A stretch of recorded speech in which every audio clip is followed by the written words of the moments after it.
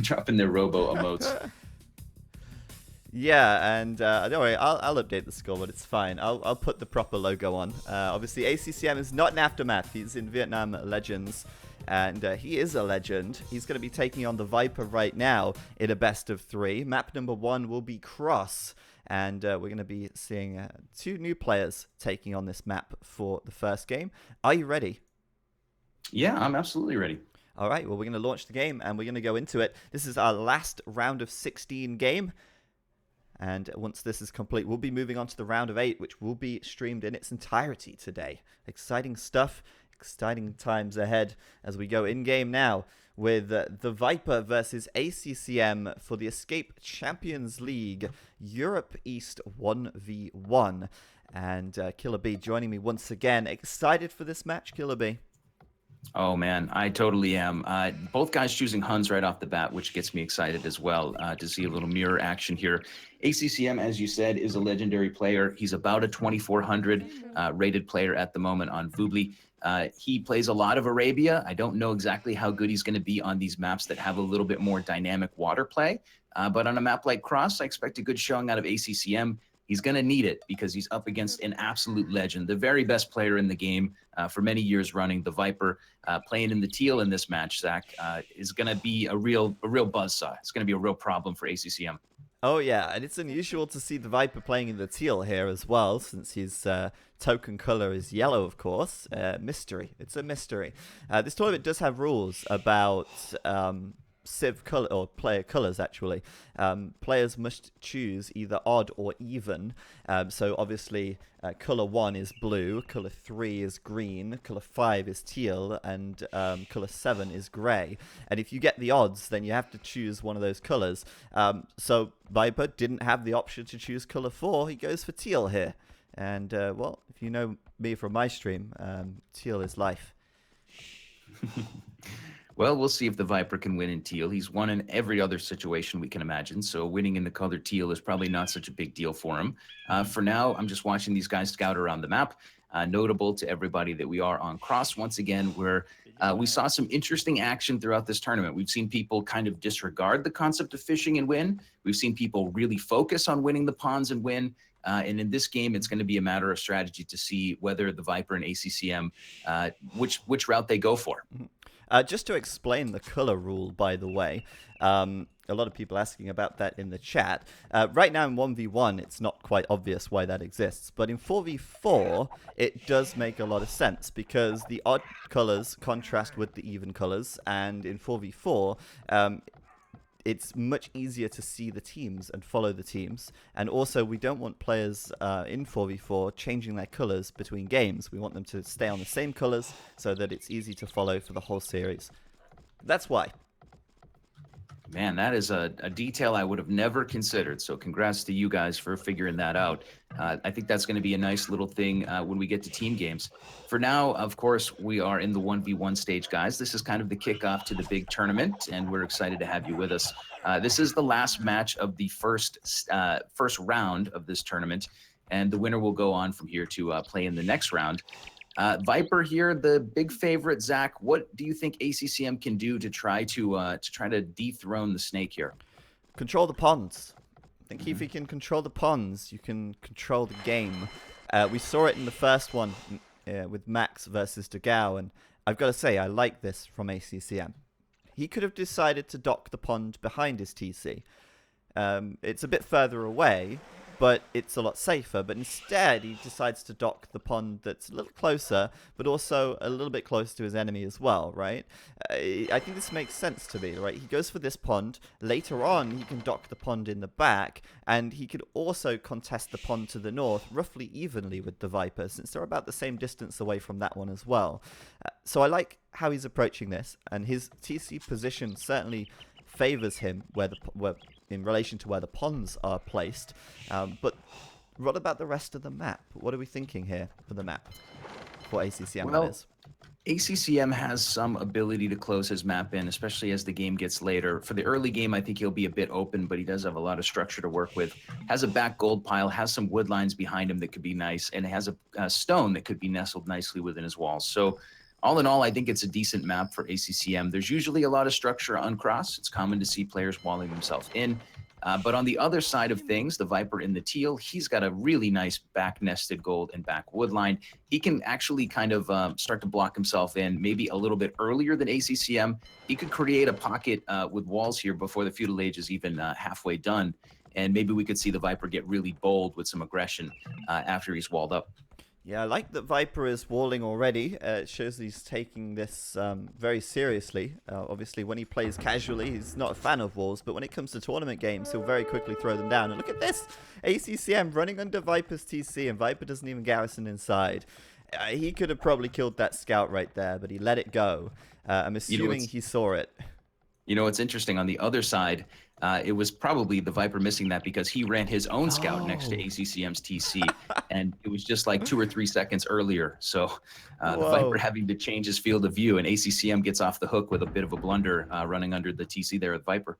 All right. Well, Viper there then making, I would say, a small mistake. His scout now with half the health of ACCM. If ACCM can hunt that down, it's going to give him really good vision and a really good idea of what's going on around the map. He'll see the stable from Viper. He's also going to see that Viper's much faster to the feudal age right now as well. Oh, I tell a lie. He didn't see the stable. I just assumed he did since he sort of turned around immediately once he came near to it. But he should be using that scout now, and we'll see if he can catch this villager at this pond. It almost looks likely. Oh my goodness, ACCM? ACCM, he's going to save a Vill. Oh, Viper's going to get...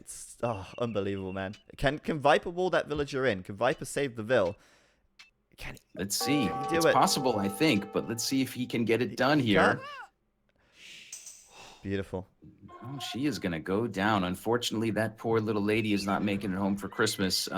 Viper was trying to dock that pawn for ACCM, which could have been a bit devastating for our purple player, at least a bit annoying, but really great awareness from ACCM. He's definitely the underdog in this series, but a little advantage, a little bonus on cross here. Maybe he gets some confidence and continue to parlay that confidence into a win. Right now, the Viper's got more scouts on the map. He continues to try to wall up, but ACCM, couple of good moments here, Zach, already. Absolutely. He got the villager pick on the dock. I mean, I think that dock will be finished since Viper was feudal first and he has the scout advantage right now. But ACCM can try and deny it. In fact, you know what? He might just get another villager here because where's Viper going with his scouts? ACCM knows that Viper's going to try and finish the dock, right? Mm-hmm. Viper running to the edge of the map, trying to hide that villager in the fog of war, and I think he's going to succeed, Zach. Oh, I'm not so... Yeah, okay. Yeah, he will. But only just. I wonder if maybe the fire galley could attack the Vill here as well. I don't know if ACCM is paying enough attention, but if he moves the fire galley to the shore, he might have to range onto the villager there. But in the end, the dock will go up. Viper walls it in. But ACCM narrowly misses that one. Yeah, not a good start for the Snake, really. I mean, he's a little bit behind in the early game here. Score dictates about 150 points. Viper's still trying to get some damage in with his scouts, but ACCM is defending just fine back at home. So no real opportunities for the Viper to do damage. The big difference, though, Zach, is that we see pretty much full walls now for the Snake, almost fully closed in on his side of the map. ACCM is still really open. So it could be an opportunity for Viper to kind of rest behind his walls. Yeah, you know, I would say one thing here as well, with the walls, although it's nice to have the walls, it offers you some safety, it's actually, on this map, maybe, it's kind of giving up or forfeiting too much map control. ACCM now could take the dock in the north and in the east to get 3 out of the 4 ponds and take a big fish advantage. Meanwhile, on top of all of this, he's also got a military advantage right now while he chases down Viper's scouts. So ACCM perhaps doesn't need the walls as much since he's maintaining that map control anyway. Yeah, absolutely. ACCM's in a great spot. He's transitioning to some archers now. He will be able to punish maybe the Viper spears. ACCM running into those spears, though, that's not ideal at all. Taking several pokes. That will actually give the Viper a little bit more momentum on the land for now. ACCM leaves with 4 scouts in that part of the map, but did not want to take that engagement with the spears. Yeah, and Viper here trying to add more fire galleys on the water to kill those fish from ACCM. He knows that he's got to try and get something out of this dock, otherwise it's all for naught. He will take a single fishing ship down, but so far that's 2 fire galleys from Viper which have gone down, a third one being trained right now, but obviously sending them out one by one does mean that they will go down quite easily since they're outnumbered every time they leave that dock. I think he'll manage to get one more out before the dock goes down. It's going to be close, but I think he'll successfully do that and maybe find another fishing ship. But overall, the fish count is fairly even. ACCM, though, going to find the walls of Viper now, and I think he should have known that Viper was walled, but he's certainly going to find out if he didn't know already, as he sees the hard walls of Viper right there. Yeah, as you said, Viper continues to try to get fire galleys out and annoy ACCM's fishing economy. He is also, the Viper, going to dock up in the north of the map. Needs to get another pond going, so he's going to take that northern pond. It was a long walk for his Vil, but she made it there in one piece. Viper's scouts went up with that villager for a long time, so that leaves him even a little bit more naked back at home, not really able to do much other than keep walling. Viper's going to need to quick stonewall his position as he goes to the castle age. Well, I do think that ACCM shouldn't let this dock go up in the north, to be honest. I think he's got the map control right now. He's got 17 military versus 3. Viper should not be getting a dock in the north of the map. That just shouldn't be something that happens. He is, however, keeping the pressure up. He's forcing, like you say, the stone walls. Viper now only has 150 stone in the bank, which means he can't drop down a second and third TC straight away. But that doesn't seem to be the goal for Viper anyway, as he adds a second stable right now, and I guess he's going to be using those 34 villagers, the 9 fish, to quite comfortably go for double stable knights and try and abuse the fact that ACCM is so open. But ACCM is in a good position. He's not that far behind in terms of the castle age upgrade, and if he gets a good number of archers out, he's going to have a good number of crossbows to upgrade as well. Yeah, ACCM keeps the pressure on, and that's a beautiful play from him. Viper is going to have to quick palisade gate most of his map. Obviously, those palisade gates aren't going to last super long. Not very high HP on those buildings. Viper trying to dive in on ACCM's back gold, but ACCM has done a great job to position a couple of spears throughout his eco. ACCM has a lead, and he's playing very, very intelligently. And so far, I don't really see a lot of great options for the Viper. He's just got to try to survive the next few minutes. Maybe drop a couple more military buildings, stick on 1 TC, and push out. I guess we'll find out as the Viper hits the castle age now. Yep, and he added more stone walls, so now he has less than 100 stone, so he can't add a second TC even if he wants to without mining some more. ACCM should go back with his army, though, and wait for crossbow as the knights from Viper come out. He's got bloodlines +1/+1 as ACCM here completes crossbow, bodkin arrow, bloodlines, and bowsaw all in one fell swoop. So coming in so close together, you just know he had that all lined up as soon as he hit the castle age. And he'll start on production of cavalry archer, which, as we know, is the bread and butter, I would say, of the Hun army. Yeah, absolutely. And notable also, ACCM had his scout up in the north. I think he has found the Viper's dock there. Yeah, he has. So ACCM might, now that he knows the Viper is up there, might try to retaliate in the north. Viper is sneaking a villager all the way to the pond on the right and looking to dock that as well. So while the two armies fight on land, both guys have at least a little bit in the back of their mind thinking about those water pieces on the corner and what they can do to do damage. And here comes ACCM with a dock in the north. Yeah, man, I've got to say I really like this map. I think it's one of the better maps that we have in the game right now, just because you have that really nice balance between land and water. It truly is a hybrid map. Like, the ponds are so valuable, but you can't get the ponds or protect the ponds without some kind of land army or map control as well. So I've got to say I love it. We're going to see ACCM, like you say, dropping the dock in the north, preventing Viper from fishing there. But meanwhile, Viper's gone and docked the pond behind ACCM's base. And ACCM probably won't be expecting that, but he should equally be building a dock there himself at some point to take the fish as well. He's coming over here to try and wall behind the palisade wall. Doesn't look like he's confident he'll get it, and the knights from Viper are going to go in. Is he going to bring his army back? How's he going to deal with this? ACCM might be able to bring some monks over, but at the moment there's no army in sight, and those villagers have been pushed away from the gold. Yeah, ACCM will respond with a TC on his woodline south of his initial town center. He's going to try to survive this onslaught of knights. He is turning his army around to fight this from the Viper, turning everything around to fight this. Maybe a tiny overreaction, but he's going to come back and try to crush Viper. ACCM still holds an advantage. These knights from the Viper, really kind of need to get something done. They are outnumbered pretty massively, and if Viper can't do any damage here, which it looks like he's not going to get too much in, ACCM's advantage looks okay. ACCM's in a good spot. Yeah, I'd say he's in a good spot. Now, he did just have, well, Viper did just have 16 fish versus 7. That is now going to be reduced to 11 versus 7.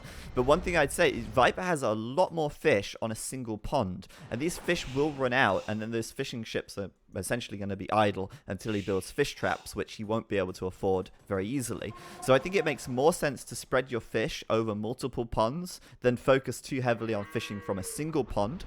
And with ACCM taking out the fish in the north, he's in an okay position now. He is behind by 6 fish, but like I say, Viper's fish here will eventually run out, and he'll have to build fish traps or idle them anyway. But still, fishing advantage is in Viper's favor. Economy, they both have 2 TCs, and neither player in the Castle Age has really pushed out and done significant damage yet. But I think ACCM is going to be looking for that damage pretty soon. He's got a really mixed army. Monks, cavalry archer, crossbow, right now protecting his expansion to the north, but he should be looking... Go ahead. We got something interesting in the north. We got a demolition raft coming from ACCM's dock. Viper's there with knights poking away at the dock, but is he going to demo those knights? Is that the plan? Oh, I thought maybe... Oh. Well, that was incredibly underwhelming. Well, the demolition raft on the knights would have been a great play. The demolition raft on anything other than what the demolition raft hit would have been a great play. But yeah, ACCM will come in, save his dock with 99 health, and look at Viper's walling here to prevent ACCM from running back. It's not going to work. He will be able to run back anyway, and he will kill Viper's knights as well.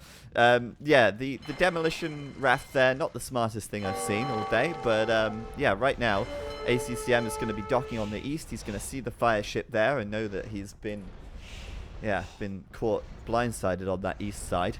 But for now, he's still got a decent army, and I think, well, we'll see what he can do. 40 military versus 18. He's got a lot of potential. I think he just needs to realize that potential now, group his army together, and try and push the Viper on the land. Yeah, he does need to make a push on land. I mean, Viper is going to win 3 ponds by the looks of it. That pond in the north was contested, but, well, ACCM continues to try to fight for it, but Viper is in an okay spot. He obviously controls the pond in the east pretty strongly. Viper here is going to have a boost as the game goes on, and he's building knights, which cost a lot of food, so it makes sense that his fishing economy can help him a lot.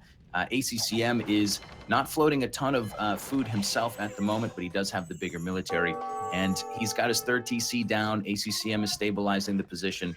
Just got to see him shift into, I don't know, into kill mode here in the next maybe 5 minutes, I think.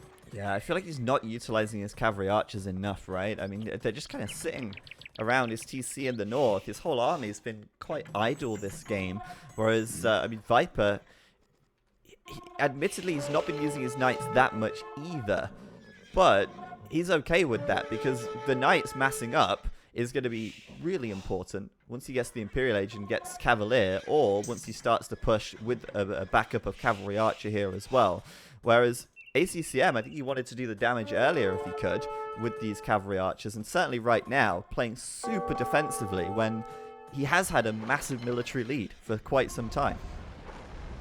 Yeah, ACCM is reluctant, as you said, to put those Cav Archers into motion. Viper is fully stonewall, well, mostly stonewall, but his newest TC does come outside of the walls that he's made. That's going to make a 4th TC for the Viper, and University coming for the Snake as well. So Viper's economy is going to continue to expand. ACCM's time to strike is going to be sometime soon. Go ahead, Zach. I'm just laughing because the moment ACCM moves his army away from this TC, Viper swoops in with, like, you know, all of his knights and starts tearing it down. Unbelievable. He will have to run away as the army from ACCM comes in, but the timing couldn't have been better, could it, really? ACCM's been sat here for the last 5 minutes, and then Viper comes in the second he moves away. Viper trying to take the hill here. As far as I'm aware, ACCM has full upgrades on these Cavalry Archer right now, and should take an okay fight. Viper doesn't have too much of a hill to work with, and ACCM does have the military numbers, and he's got the TC, but still, Viper looking solid as those knights push forward. Hard to say how this one's going to go. Looks like it might go the way of Viper, actually. Yeah, the Viper looks like he can overwhelm this position. Lots of knights. We did see some conversions coming in, but they're taking over. Go ahead. Yeah, really good fight for Viper, I'd say. And well, ACCM there didn't have Thumb Ring. I thought he had all the upgrades, but he was missing Thumb Ring. You know, if you'd have had Thumb Ring in that fight, I think he could have won it, to be honest. Yeah, missing Thumb Ring there is a big deal. Interestingly, we will see the Viper going for ballistics now. Viper's economy is a bit better than his opponent at this point. Villager-wise, he's up by 3. Fishing-wise, he's up by 9. So a nice little advantage for Viper. He's adding in more stables, but he's also added in 4 archery ranges, and the Viper is going to have the ability maybe to put some skirms into his army after building more knights. Oh no, it's Cav Archers already. My apologies. Well, there's no doubt that Viper is pulling ahead now. He took a decent fight. He's got the better economy, and at the moment he's still got the better fishing as well. So yeah, I'd say he's in a great spot. He's going to probably be able to fish on the north pond very soon, but his west pond has actually run out of fish now, so he's onto the shore fish or onto the fish traps. We'll see. Viper going for a doubt castle in the middle of the map though, perhaps thinking that his damage was greater than it was. It's interesting because ACCM still holds the military advantage right now, and he will actually deny that castle for a bit. Yeah, ACCM denying the castle. Needs some more good things to happen for him. Like you said, the Viper is still fishing away in many spots. Viper's coming back to fight this with his Cav Archers waiting in the wings. It looks like he will get an engagement that is pretty favorable. ACCM still pushing back, but I think the Viper is going to overwhelm this position, and here he comes with 20 Vilzak to finish the castle.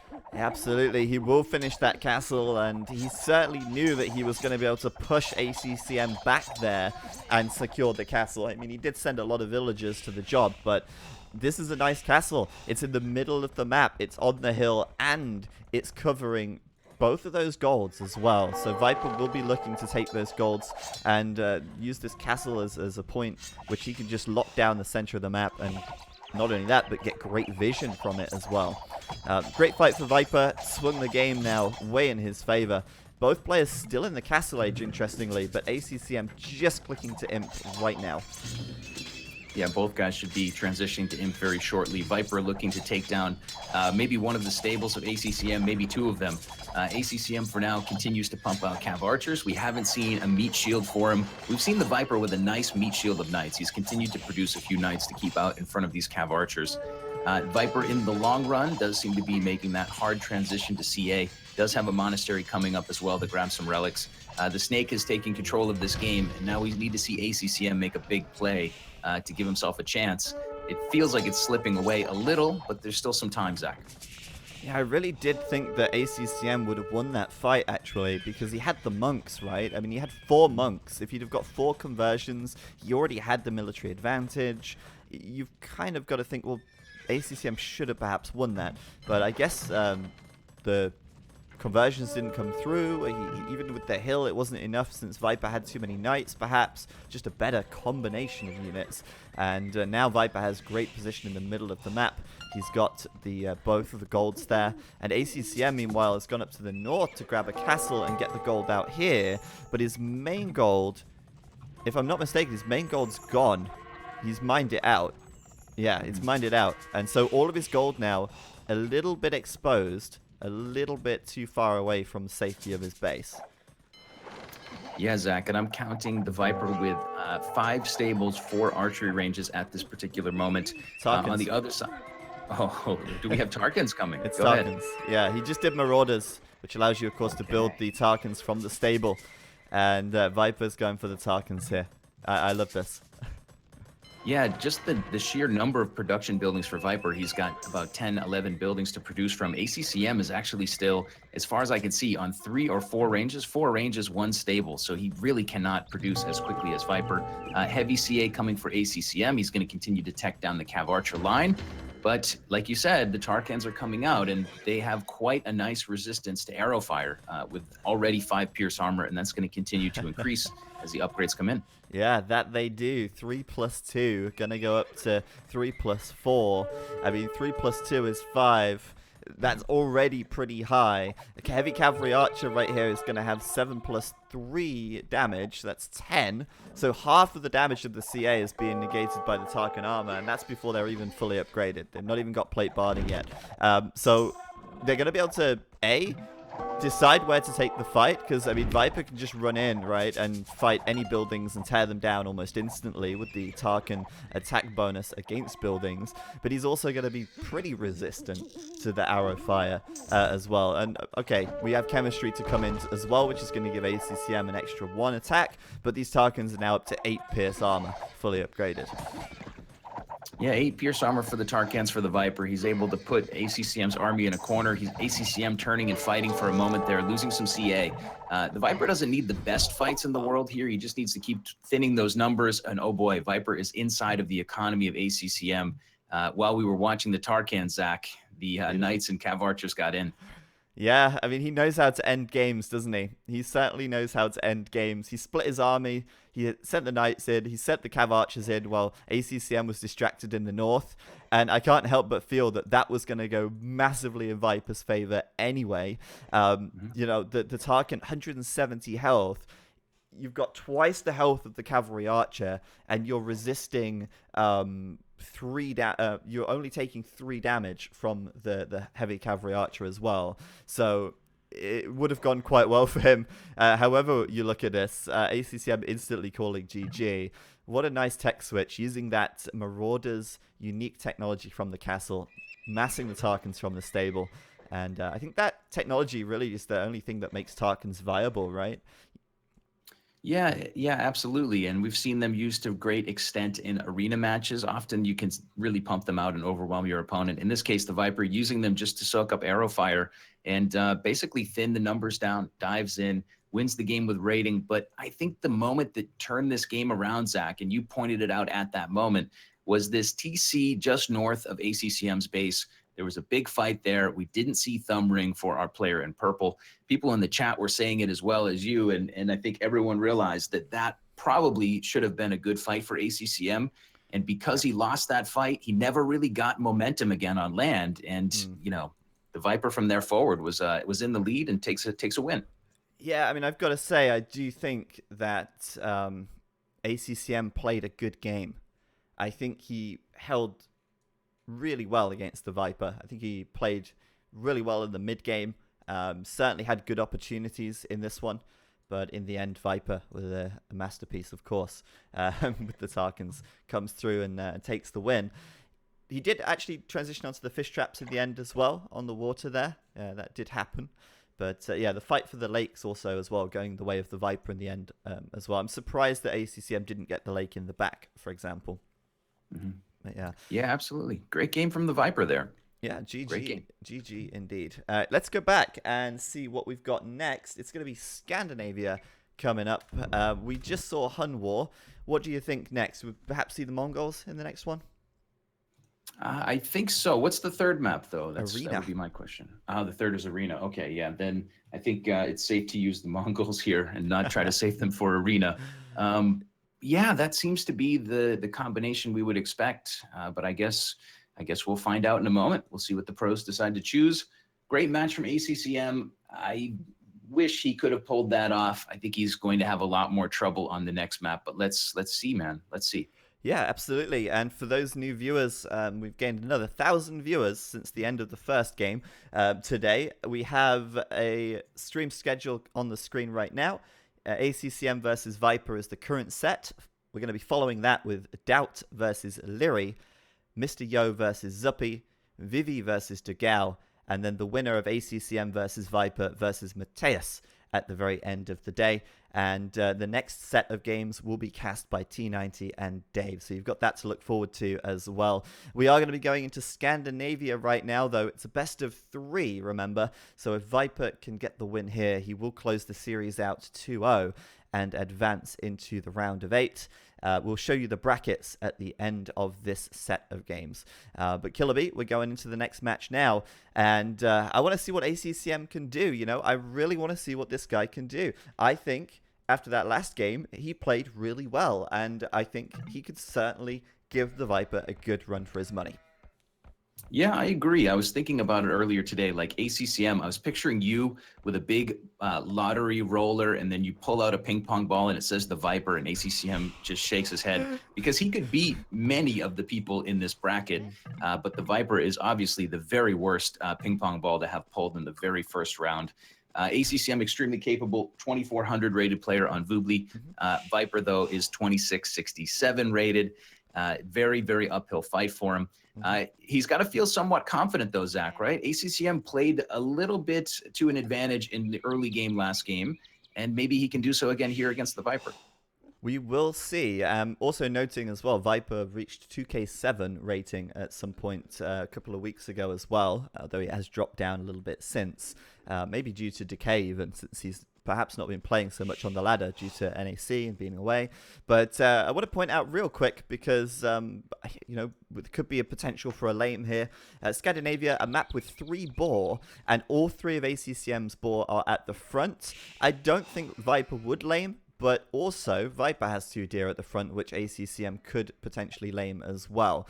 This map, of course, has a lot of huntable food. The 3 boar, the massive patch of deer, and we do have ACCM playing as the Mongols. If he can grab himself an extra boar, that would be the perfect start for him. It would be the perfect handicap for the Viper and give ACCM some solid ground to stand on and to go forward into this game with. Yeah, we'll see if ACCM can use that massive food gather bonus that he should have with the 3 boars. You could even foresee the purple player trying to poach the Viper's forward boar there, but we'll find out in a moment if either guy wants to do those sorts of shenanigans. For now, it's going to be ACCM luring in his first boar. Viper's still scouting around his map. He's scouting rather diligently, seems to be looking at all the nooks and crannies, and maybe this is indicative that the Viper wants to get a rather early wall off going. Keep an eye on that if he decides to go for it.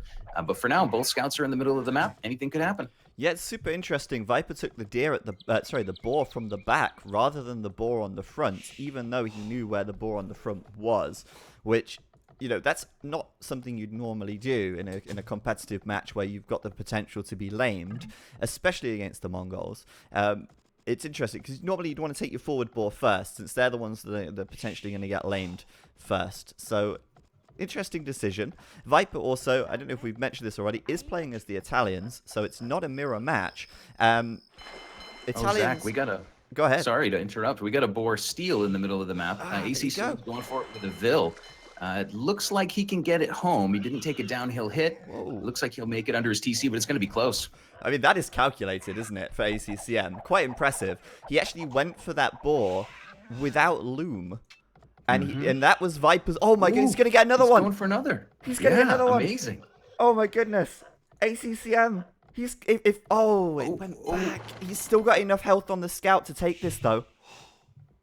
Yeah, ACCM is going greedy boy on the boars. He needs to get this next one just for the Gipper. Oh, he's given up. Seriously, though?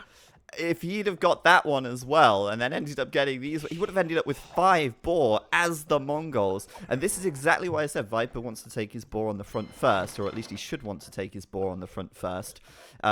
Did seem to play a little passively there with his scout. No, Zach. Yeah, I saw that. ACCM blundering the Vil. He didn't need to lose it. It wasn't because the boar was so far away. His villagers impeded that Vil from getting into the town center. So pretty big blunder there for ACCM. Yeah, now Viper's been lamed. I mean, the gloves are off, right? I mean, he didn't want for it to be this way, but ACCM started it. Viper now has no problem retaliating, and ACCM still doesn't have loom, and that's another dead villager, as Viper returns the favor. You steal my boar, I take my boxing gloves off, and I give you some cold, hard fist to the face. I think that's Viper's strat. You know, the Viper in a situation like that we saw in Nilly's Apartment Cup, he can quick house to lose the aggression of the boar. Oh, ACCM blocking another Vil, but this time he's loomed. Okay, no problem. Just looked so awkward there. We see the Viper when that's happening to him, when a scout is blocking that Vil from getting home. We often see him drop a house so that the boar loses aggression. I haven't seen that from too many other players. It's obviously a really tricky thing to time, but ACCM there might have benefited from that little tactic. If the boar stops hitting you, the scout's probably not going to kill your Vil. So unfortunately, though, 2 Vils down for ACCM, and he's in a rough spot as the Viper starts to wall up his map. He's going forward, though. 5 Vils. ACCM. He knows he's got to play outside the box. He knows he's got to play a little bit dirty if he wants to win this game. And that There's 5 villagers right there, ready and waiting. Perhaps with a tower. He is mining some stone, and we're going to see towers here. We're probably going to see a stable coming down and some scouts coming out as well. It's interesting, you know, ACCM, he's foregone building a dock. He has not built a dock. He does not have any fish. Viper has 6 fish, but fish kind of slow you down a little bit. I mean, they pay off in the end, but they do slow you down a little bit. For ACCM, he's happier to build a mill and take the deer and steal a boar and forgo building fish at all and get these towers up. It's a true trush from ACCM. Yeah, ACCM seems to be maybe switching last minute. I don't know if this was always his plan, but he's going to go in with a trush and he's going to try to make something happen. Probably aggression like this is a good opportunity for him. Maybe gives him a chance to win this match. We'll see. First tower is going to go up. Second tower should be up as well. Viper is going to quickly wall in behind this with a couple of buildings. The Viper has already transitioned to stone with 5 vills, so he's ready for a protracted tower war. Yep, he can put some defensive towers up, but obviously not until he's in the feudal age. He is there now, though, and so far, the towers from ACCM haven't been that valuable, I'd say. I mean, he might get one up on the wood line now. Did you see something there? Yeah, there's a sneaky dock from ACCM on the Viper's Pond. ACCM is going to come forward and try to add a dock onto the Viper's Pond and see if he can do some damage there. That's what I like to see. That is what I like to see. And Viper doesn't have the wood or the gold to build any more or any boats on the water right now. So he's not taking... I mean, he can build one boat, right? But he's probably going to be caught off guard by this. He's not going to see it. And there's a tower going up on his wood. Viper might lose a villager. Nah, he's going to be okay. I was thinking maybe the deer were going to block the vills.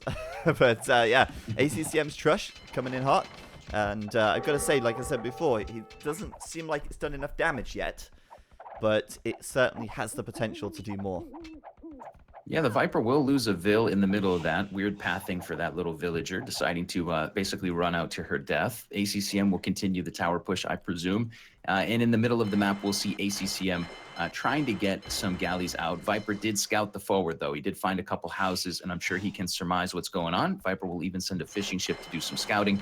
So the Viper with 2 docks is probably not that threatened by this. He can outproduce his opponent, but he will lose some fish to ACCM, and ACCM is going to see if he can bring that tower rush around to the other side of the map and do more damage over there. Yeah, but Viper does see the villager through the... Well, not through the fog, but he had the vision from this tower. He'll send his scout there and kill that villager on the left side, while ACCM does attempt to go around to the right, like you say.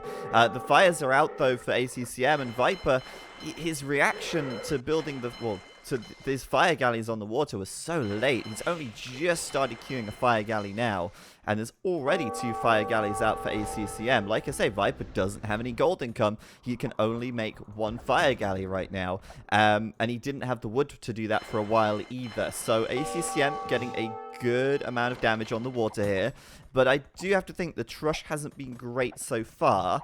If he switches away from the Trush now, I think ACCM could be in a great spot. I don't want to see ACCM overcommit to the Trush here. Well, he's pushed in and he's going to give it a shot. The Viper probably will build a defensive tower up near his own stone mine soon. He sees ACCM's villagers coming in, but he's yet to commit to a defensive tower just yet near that stone. ACCM rolls toward the most important part of Viper's eco with 2 lumber camps and a stone mine there. And here we go. Tower building race. Who's going to win?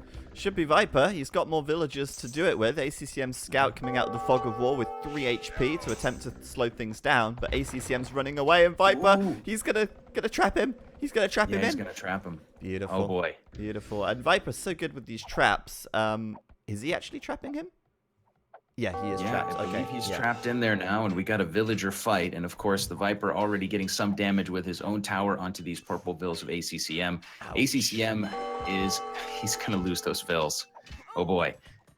Oh boy. Oh boy. That is how you turn around a tower push, my friend. That's how you do it right there. That's basically a game-winning move. If he kills all of those villagers, doesn't lose a single villager of his own, that's absolutely huge. He's even repairing the wall to prevent those villagers from escaping. And I mean, to be honest, if you're ACCM, you've got to be aware of these things. You have to think about these things. You're going through a single piece of palisade. Of course, you're going to risk being walled in. Viper will lose a villager, but it looks like he'll be able to kill off all the vills from ACCM. Although this one at the back does sort of sneak around, and perhaps she will hide in the shadows and strike later on in the game. So far, 10 deaths for ACCM, 12 kills, not too bad, as Viper now goes across and builds his dock on the opposite stretch of water. ACCM has just started fishing, and, well, his villagers might see the fire ship and give him a chance to run his fish away, but, yeah, he probably wasn't anticipating Viper to be there so soon.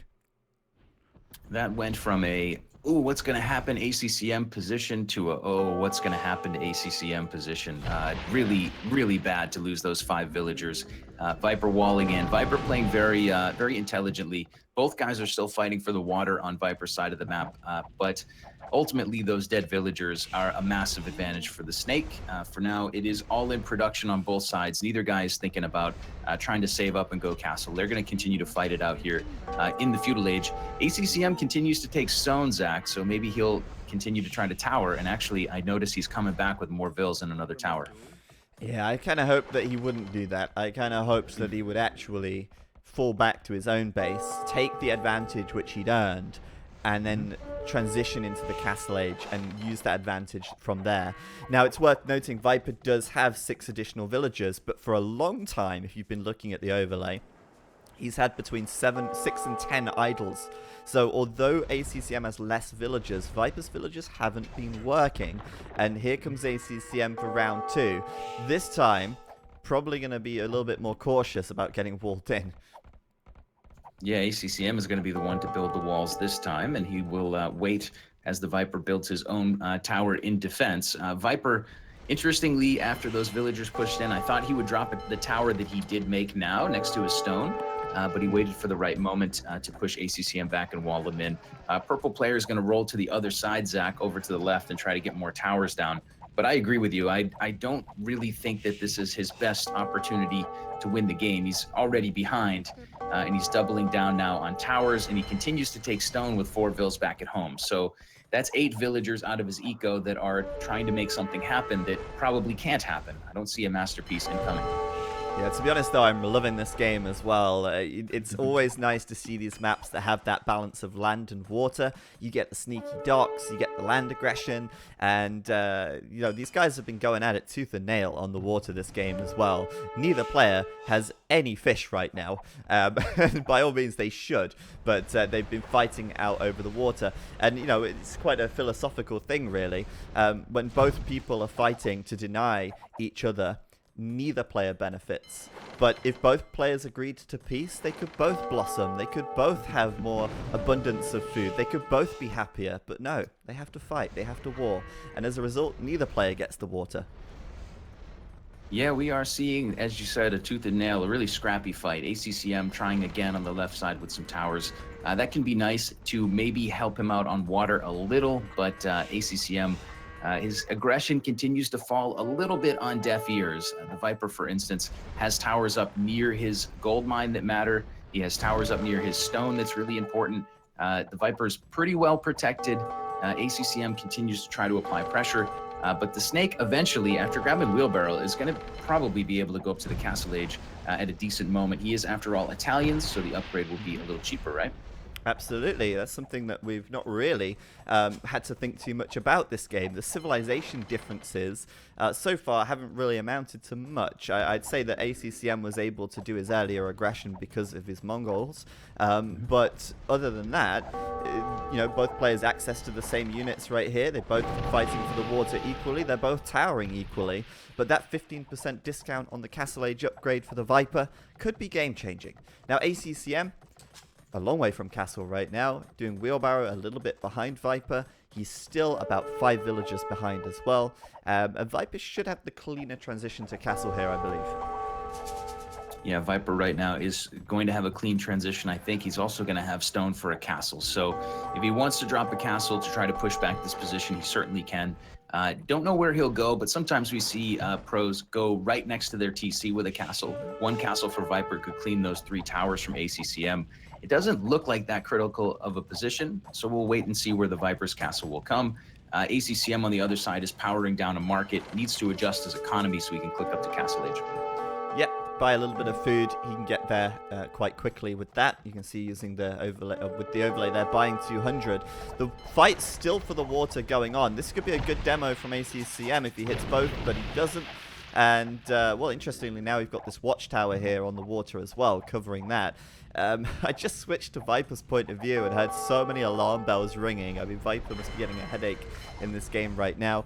But he is going up to the castle age, and like you say, he does have the stone for a castle. As the Italians, I mean, Genoese crossbow, is that something that we're really expecting to see here? Probably not, right? I guess it depends what ACCM goes for, but I think the castle is more of a strategic map control play rather than, okay, I need the castle for my unique unit. Yeah, I agree. And I think that that castle, in most situations, is going to either take over a nice hill that's very critical, protecting some resource piles, or potentially here, maybe just taking down some of the towers. I mean, all ACCM has is towers. That's it. He's got 0 military. He's just got towers. The Viper should know that that's the case after the early game and what's transpired.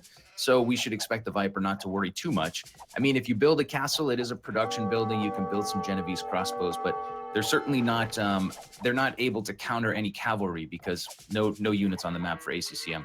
Yeah, exactly. I mean, if ACCM was to go knights, then okay, yeah, he could add some Genovese crossbow, no problem. If he's to go Mangudai in the late game, I don't know how the Genovese crossbow would perform there. I don't think they do that well, to be honest. In fact, I don't think the Genovese crossbow does very well in many situations, even in the situations they're supposed to do well in.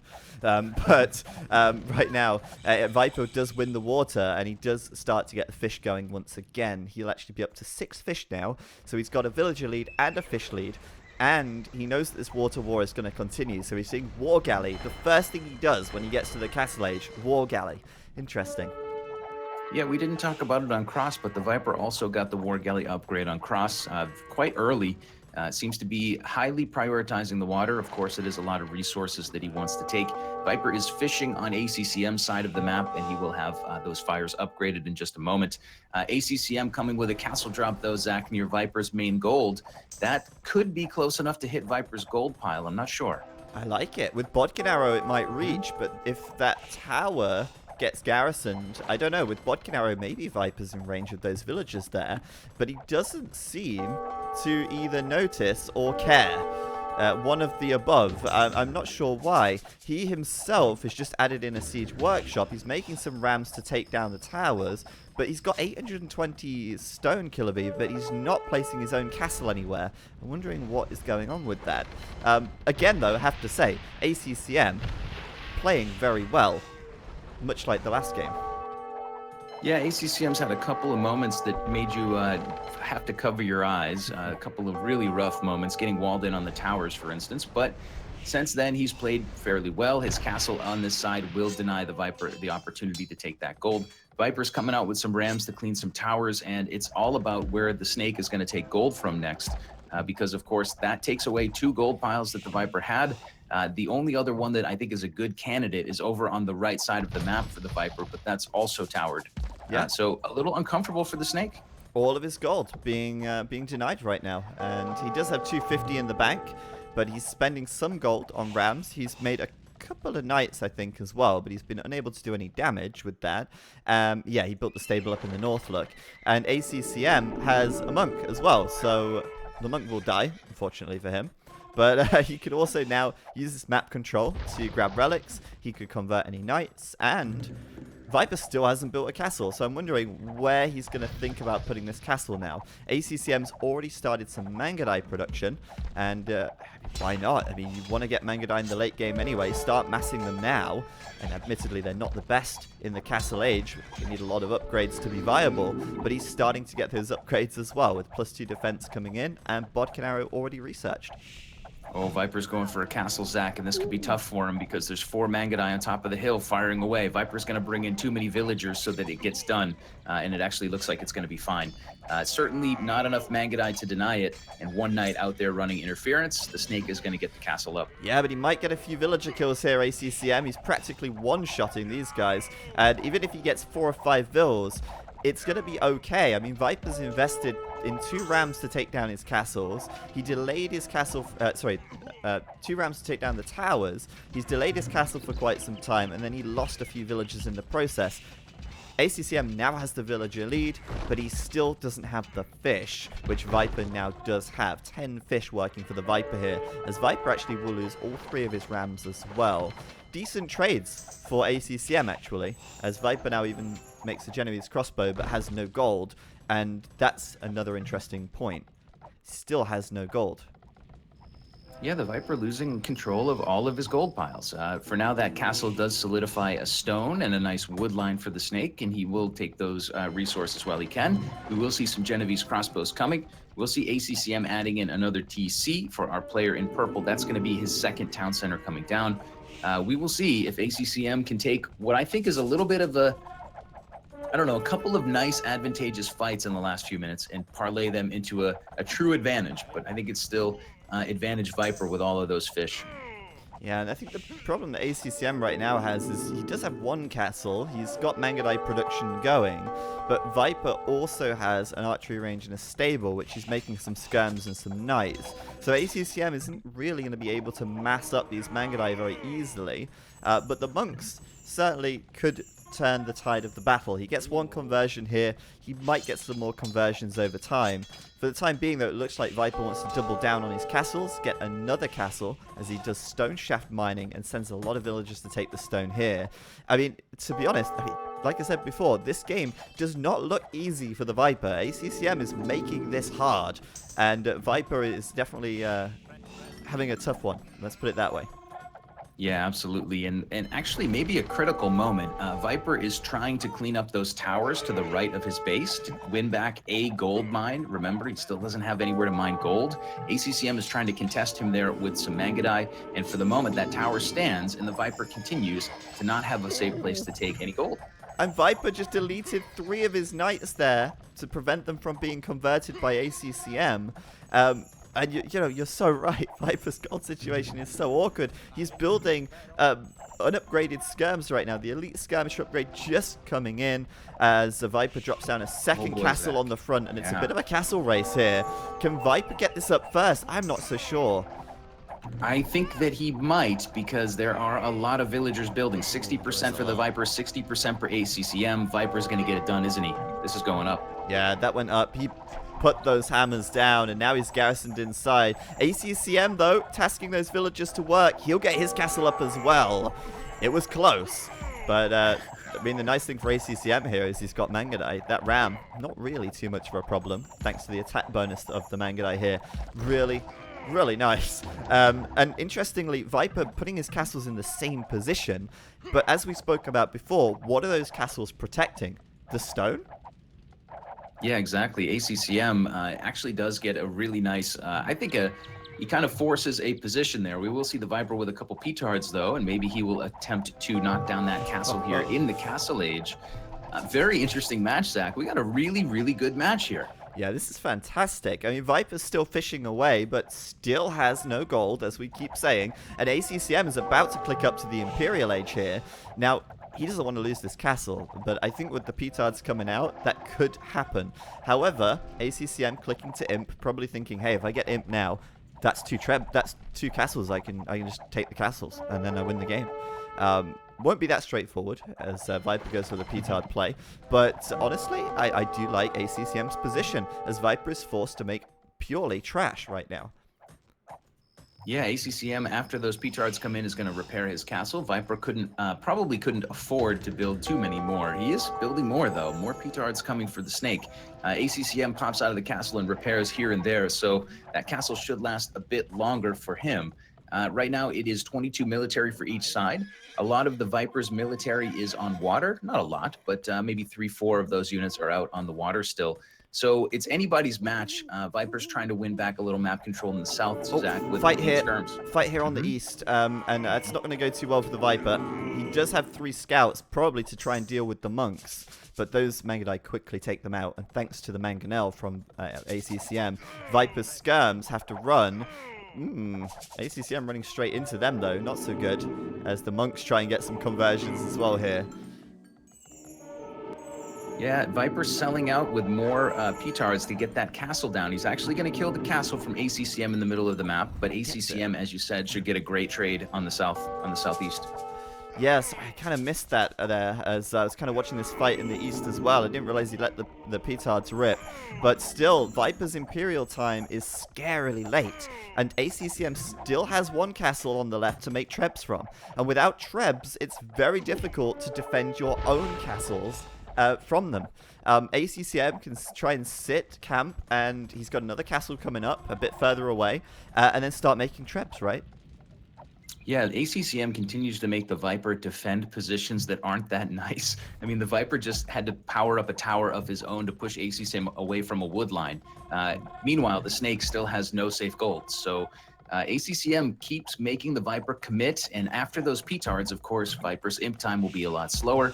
ACCM's new castle, which I think he might have bought using the market, is going to be pumping a treb. Castle on the far side of the map is also producing trebs, so the Snake is in trouble. And ACCM could pull off the upset here. Let's see. Absolutely could do it. Viper now finally sending one of his rams to take down the watchtower, but even once that watchtower's gone, it's not easy to get on that gold because ACCM's walled behind it with some palisade. He has a house there as well. Viper now doing Pavice, which is the... is it Pavice? Pavice? I am not sure. But it gives his archers a +1 defense upgrade. And there's the treb from ACCM. He'll bonus to boot. ACCM's in a good spot. If he does win this game, the new meta for beating the Viper will be blunder 2 Vils in the Dark Age. That's the only way to beat him. ACCM with a really rough start, even with a rough tower push, but is still on his feet and still swinging away at the Viper. Front castle for Viper is going to go down. ACCM trebbing from the other side as well. So both castles under fire immediately from the trebs. Viper is going to dive in with a bunch of elite skirms and try to somehow get some damage. The Snake is committed to Castle Age, Zach. He's spending a lot of resource still. I think he has to be in a way, but you know, I'm really confused by Pavice, the upgrade, because it doesn't affect skirms, it only affects foot archers, if I'm not mistaken. So he just upgraded you see that it's +3 on the Genoese crossbow, but only +2 on the skirms. But he only has like 2 Genoese crossbow, and he spent gold on that upgrade, which isn't really getting much for him at all. He's running now under the TCs here. He's trying to raid ACCM's economy, but his castle's gone and the second castle's going. I like ACCM's position. I really, really do. This looks so good for him right now. And you know, you have to start to think, where did it all go wrong? ACCM just denying all that gold for so long, and Viper didn't seem to think it was such a big deal, but it clearly was, as he loses another army in the back to the east of ACCM's base, and he's truly, well and truly stuck in the Castle Age now. Yeah, the Viper's in a bad position, and we talked about ACCM, how he's not as good as the Viper on paper, ratings-wise, but he's still an extremely good player at 2,400, and an extremely good player with an advantage like this is not often going to blunder it away and throw it. Viper's going to keep the pressure on in Castle Age, but ACCM is in the catbird seat at the moment. The one thing for ACCM that we haven't pointed out is that he's 14, 15 villagers ahead, so he does have a nice little economy going on land, but of course the Viper's still fishing away. So economies are similar. Viper stuck in the Castle Age. ACCM should be just fine here. Well, you say he doesn't make mistakes, but I mean, yeah, that was a mistake. Oh, God. What's that about? ACCM, can you explain that one to us, please? I mean, oh, wow. This is the thing, right? With Viper, you just don't do that. You don't let him take that engagement. You don't throw your Mangudai away. Yeah, I mean, just standing and fighting versus a group of skirms there from the Viper. Those elite skirms, they have paid their wages for a long time. Boy, I might be a curse, though. Everything I say, the opposite immediately happens. ACCM looking like he does want to try to throw this game. Well, you have to wonder, don't you? I mean, he's just thrown away most of his Mangudai there, and obviously Viper's fielding a lot of skirms. I'd like to see some Hussar coming out from ACCM, but he doesn't have the food income for it. He doesn't really have many farms at all. His economy is on the ropes. He doesn't have any fish, and Viper could absolutely still win this game from this position. Not just because he's the Viper, but because ACCM slipped up. ACCM sensed that the balance of the universe wasn't quite right. Couldn't really believe, oh, am I really in this position right now? Let's just make sure that Viper's got an advantage again. And, you know, it's kind of really strange to me. Viper right now is, you know, probably ahead in economy with the 14 fish that he's got, and looking to try and build more farms around the back. But, you know, he can't afford to stop making skirms here, because if ACCM does mass up a lot of Mangudai, that's really going to be a problem for him. ACCM is on 2 castles and he continues to produce Mangadai, but importantly, he has not even built a stable or an archery range, and he has 1 barracks. So he is pretty much committed to Mangonels and Mangadai for now, which is a very nice combination. I think he can deal with it, but come on, bro, get a stable down. Let's see a couple of cavalry on the field. Come on, bro. Come on, bro. Yeah, I mean, Viper's skirmishes here, even killing a lot of villas on the gold mine from ACCM, I can believe that. And meanwhile, yeah, ACCM here is about to get split on, get dunked on, and maybe loses, yep, he loses the Mangonel on the left side. Well played by Viper there. Honestly, we're getting spicy here with the commentary. Come on, bro. Oh, he got dunked on. Oh, man. Oh, man, yeah. Come on, bro. Come on, bro.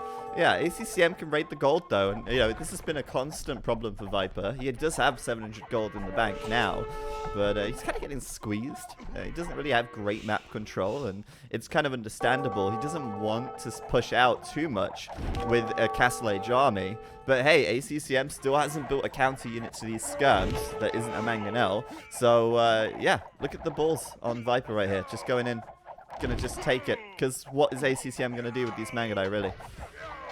ACCM continues to stand and fight Mangadai versus Elite Skirms.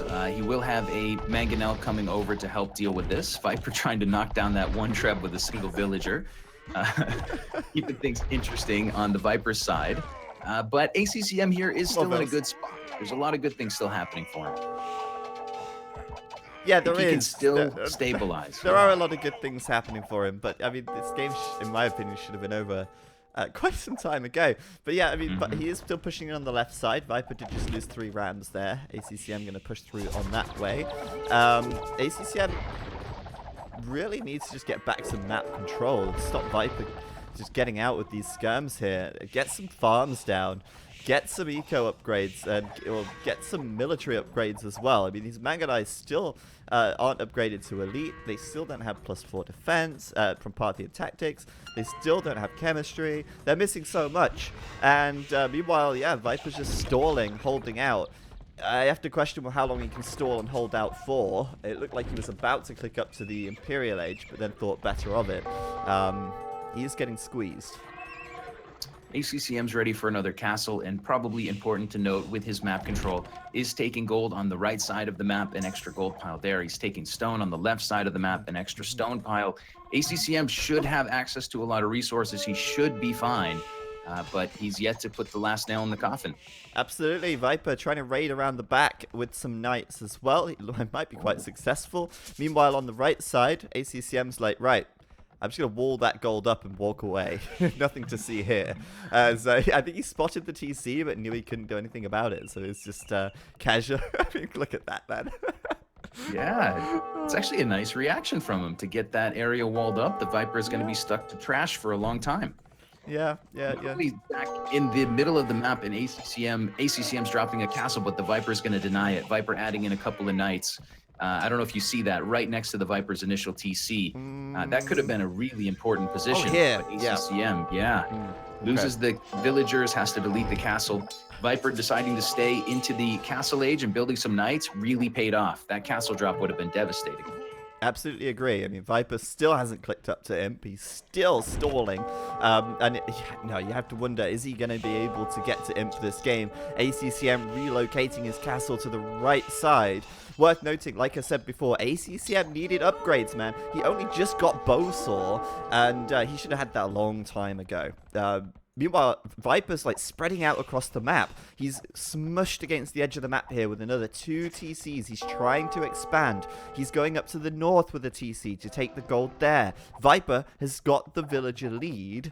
He's got the fish advantage. He's even got the larger military right now. Can someone explain to me what is happening in this game as he raids ACCM with like a knight and a light cav and 5 skirms? I can't be the one to explain it to you. Apparently, Castle Age units are just better in this case. Viper continuing to invest in Castle Age. ACCM needs to find a way to stabilize his position. He's still got 81 villagers. He's still got the Imperial Age upgrade. He's actually just now going for ballistics. Oh, that surprises me a lot. He didn't have ballistics the whole game. Yeah. I mean, this is what I mean, right? ACCM He took down Viper's castles, and he should have, in my opinion, probably tried to consolidate from that position and try to add some additional military units alongside his Mangudai. He made so many blunders this game, throwing his Mangudai away. If he'd have managed to keep those Mangudai alive, he probably would be in a much better position, but he's thrown so many Mangudai for nothing against the skirms of the Viper. And I think he should have tried to build some counter units to those skirms a little earlier on. He will get a good fight here on the right, killing some vills. He will take down the TCs where Viper's expanded to the east of the map here. But yeah, Viper doing guard tower now. Could see some guard tower shenanigans coming in as well on the woodlines of ACCM around the map. I think there's a psychological aspect that we should mention, Zach. I mean, in games like chess or games like Age of Empires, when you have an advantage and the game then becomes equal, you have to recover from that situation and say, I'm still equal, I'm still in the game, I'm still fighting this. Often when players lose so much momentum in such a quick, like 10 minutes of game time like this, mentally you just feel so deflated. ACCM needs to fight back against that feeling and keep going, because he's still on equal turf here. I mean, he's still quite capable of winning this game. Just needs to get the upgrades, needs to try to squeeze the gold positions as he's been doing all game long. The Viper is not out of the woods yet, but ACCM needs to keep fighting. Yep, and ACCM might just lose his castle here on the left side, which will give Viper access to his main gold again. ACCM as well, only just getting bloodlines, only just getting handcard. Come on, please.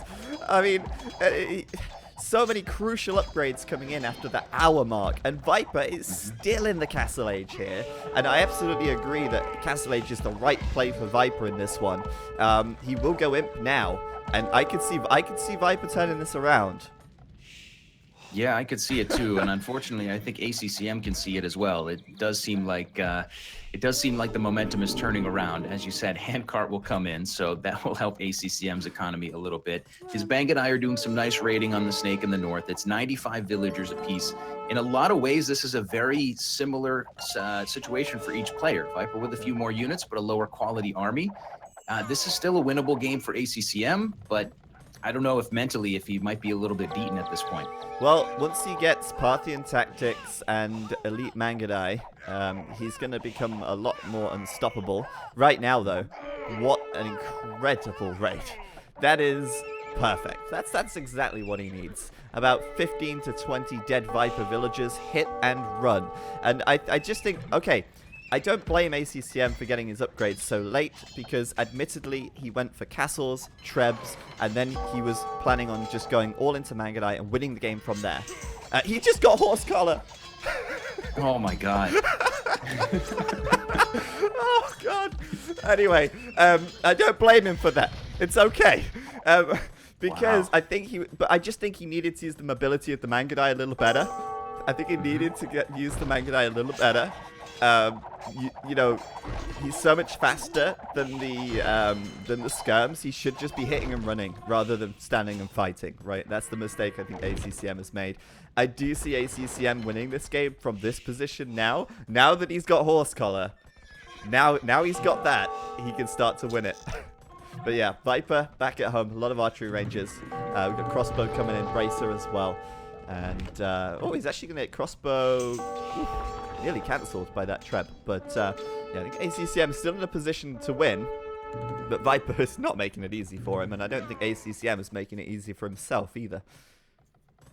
ACCM has had some notable mistakes here, but he is still in control, like you said. He is going to try to deny the Viper's gold in the middle of the map. He's also TC'd a new gold pile right in the dead center. Viper raiding there with some skirms. ACCM not reacting. He's standing and dying. What is going on, Zach? Oh, just watching the villagers die. It's quite funny. Honestly, this game has been quite something. I'll tell you that. ACCM taking the gold at the east, and finally now, you know, starting to work toward making some Hussar. Now, I don't blame him for not making Hussar earlier. He didn't need Hussar if he utilized his Mangudai better.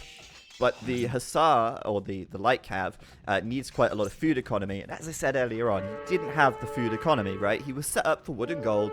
He was set up for trebs and Mangudai. You don't have that much food to get your upgrades, and certainly not enough to get Hussar.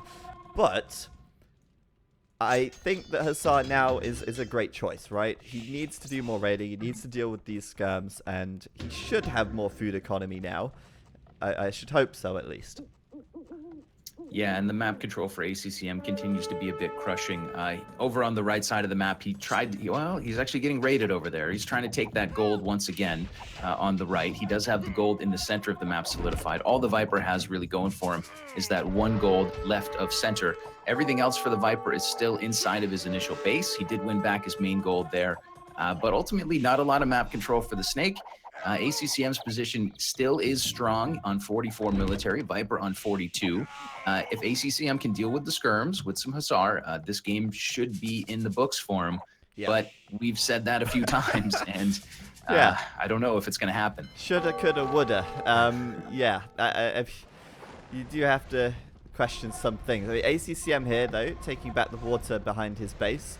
Might fish there if he wants to bolster his food economy a little bit. He's got 2 relics. Viper has 1. His KD is insane, by the way, which is expected when Viper stays castle.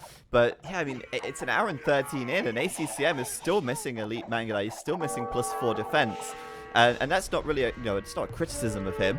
It's more that it's just the way the game's played out, right? Viper stalled him for so long with this Castle Age play that he never had the room to develop his eco and stabilize, like you said. But yeah, Viper here is starting to make some Arbalest, but the Mangala is starting to become more and more and more of a problem. Yeah, those ARBs for the Viper are not ready to engage this group of Mangadai, especially since we have a couple Mangonels waiting in the wings for our purple players. So the Viper is, well, he's going to micro back and do some damage, but it is going to be ACCM taking over the hill. ACCM pushing in from the other side, unpacking a Treb as well. Viper's position just got a whole lot worse because those ARBs are toast. They are indeed, and Viper here as well. I don't know if we maybe missed this, but I'm wondering where his massive group of skirms went. They also seem to be MIA right now.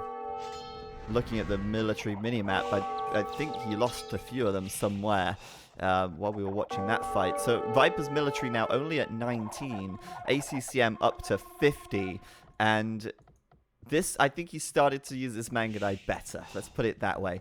I gotta say though, this game probably wins the award so far for the most entertaining and hilarious game we've seen yet. The thing that I think is really interesting here, Zach, the first thing ACCM is thinking is like, oh God, I made so many mistakes that game. But then the next thing, if he wins, is I made so many mistakes that game and I beat the Viper. Like, I mean, he's got to feel some confidence about this. Like, I got Horse Collar at 1 hour, 7 minutes. Obviously, the first thing you think is, wow, I really screwed that up. And then you're like, but I won. Like, wow, I must have really done some other things extremely well. Yeah. I don't know. It's yeah. I like your way of thinking there. I think that's a very, very positive way of thinking. If you're ACCM, right? I absolutely agree with you. And I think right now ACCM is on the path to victory as he takes down this TC here.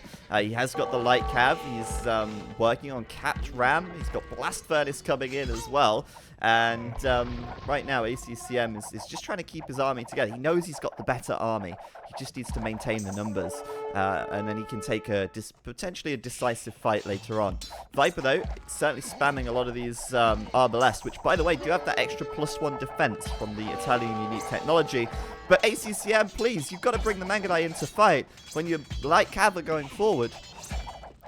And I think that should be a good fight for him. Now he's got the Mangadai in the picture. Lots of interesting things from ACCM this game. We're 1 hour and 20 minutes into a game that probably didn't need to last this long. But nonetheless, ACCM is getting closer. The Viper continuing to fight. Military numbers are similar. But the Snake is not fishing as happily as he was before because the ponds are either fished out or the fish are dead. So the ecos are mostly based on land, and ACCM controls most of the land. So the Viper's chances here get really, really slim, but he keeps fighting it. We'll see. Yeah, and you know, it's crazy as well because there's so little gold left on the map. Viper's pretty much mined out his main gold. There's 600 left there. ACCM has a small amount of gold to the north, and then there's that gold on the east which has been contested. And I think it's quite amusing how there's so little gold left on the map, yet there's still so many upgrades to do, which, you know, just kind of goes to show that so much has been invested in military here rather than the techs. And that makes sense because the military numbers for both of these players have been pretty low for the whole game. And when your military numbers are low, it's more important to get more numbers out than it is to get the upgrades. Right now, though, Viper with a bombard cannon here. ACCM's going to try and push out and try and prevent this TC from going down. But Viper's got such a good number of Arbalest. He's got such a good number of skirms. I don't know if ACCM can push into that, especially without Elite Manganai and without Parthian Tactics. Yeah, all of a sudden the military is no longer close to equal. It's now 60 for the Viper and 40 for ACCM. Viper sitting with a lot of elite skirms, so ACCM doesn't really want to push in to get those cannons just yet. Viper has a little bit of momentum on this bottom side. Notably, ACCM has had 2 to 3 relics for a good piece of the game, and he does still control 2 of those. That's a little bit of gold economy trickling in for him. He's got to break this army from the Viper in the middle, and it looks like he's going to give it a shot. Hussar from ACCM now completed. Doesn't have +4 defense, of course, as the Mongols, but does have a little bit of additional health, but still looking rough as ACCM loses 2 town centers, and Viper will push him back once again. ACCM split in half now. He's got an eco to the left, which is being raided a little bit. He's got most of his eco to the right, which is being pushed on quite heavily from the center of the map. Is Viper actually winning this game now? He is, isn't he? Kind of is. Yeah, that army in the center can't be broken. He can he's just getting Thumbring, Killer B. Sorry to interrupt. Thumbring's coming in for ACCM right now. There's so many upgrades, so little time. Only an hour and 23 minutes. It's just not long enough. ACCM adding in some elite skirmishers to go along with this mixture that he has. He's starting to really feel the pinch of having no gold. There's a lot of blue dots on the map all of a sudden, and the Viper is working on grabbing up some relics. The Snake is raiding on the left side with a couple light cav. He has won back the gold on the right side for the moment, and ACCM can't break the army in the middle. So yeah, all fronts are looking ugly at the moment for our player in purple. And the clock, oh God, the clock was in his favor all game long, but now it really feels like it's ticking. It's unbelievable, isn't it? It's absolutely unbelievable. Sorry for the lag there, guys. We just dropped a few frames, but it looks like we're stable again now as Viper continues to push through with these bombard cannons. ACCM in the end, like if he ends up switching into trash now after all of this, it's just, yeah, it's just quite hubris, really. You have to see the funny side as Viper. It's not home and dry yet. It's not home and dry yet. One thing I feel like we've missed a lot this game from ACCM is Siege. He got the Captram upgrade incredibly late. He doesn't have Onager, for example. And he doesn't have any cannons, of course. So I feel like the Siege has been missing from ACCM for quite some time. But yeah, he can still hold on. He still has 10 additional villagers over the Viper right now.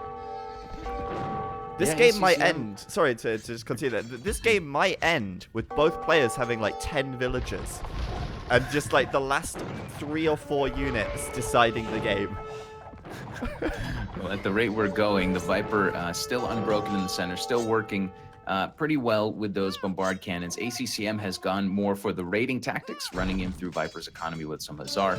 Both guys raiding relentlessly to hurt each other's economy. But look at this, Zach. ACCM diving in the south. Oh, that's nice. That's really nice. He's going to get a lot of raiding done here. And Viper's also raided well on the left. He's killed ACCM's TC and economy there. Yeah, 50 military approximately for both sides. ACCM does not have a great position. He is going to go War Galley, though, which is quite interesting to me. I don't know if there's anything left to fight for on the water, but he's going War Galley. Oh, there you go. Yeah, I think he killed off the fish from Viper that were using the fish traps, so it's probably worth doing that, as Viper now has 0 fish and ACCM has 3. Yeah, the villager count, it's in favor of ACCM, but at this point, I mean, I think that means nothing, as both players are still going at it, still fighting hard for the win in this one. Yeah, both guys fighting it out. Viper at the moment on 67 vills, ACCM on 80. It's anybody's game to win. As long as these 4 bombard cannons are alive for the Viper, I feel he has a decent opportunity. But ACCM has dealt with the raiding somewhat well and is going to stabilize a bit inside of his own eco. Just needs to break that big army in the middle of the map from the Viper, and maybe ACCM can swing this back around. Does he need to deal with that army in the middle, though? If he just keeps raiding around the edges, does that army in the middle matter so much? Oh, he's going to go for the fight now.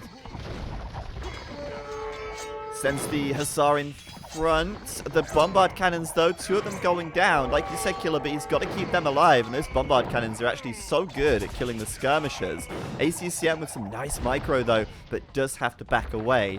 Viper loses 2 bombards, but 2 remain, and the skirmishers have to go back. So it wasn't enough from ACCM still, but I do feel like ACCM is starting to turn things heavily in his favor, especially with this raiding now. There's still some gold on the map as well. Center of the map, there's 3 gold piles. East of the map, there's still 2. But Viper can't safely get them. And I'm worried for Viper's economy at the moment. Yeah, Viper's starting to knock down some more buildings with the bombard cannons, but he's going to leave and get out of dodge, which I think is the right play for him. Viper put on some good pressure, but ACCM dwindled the number of ARBs there by quite a bit.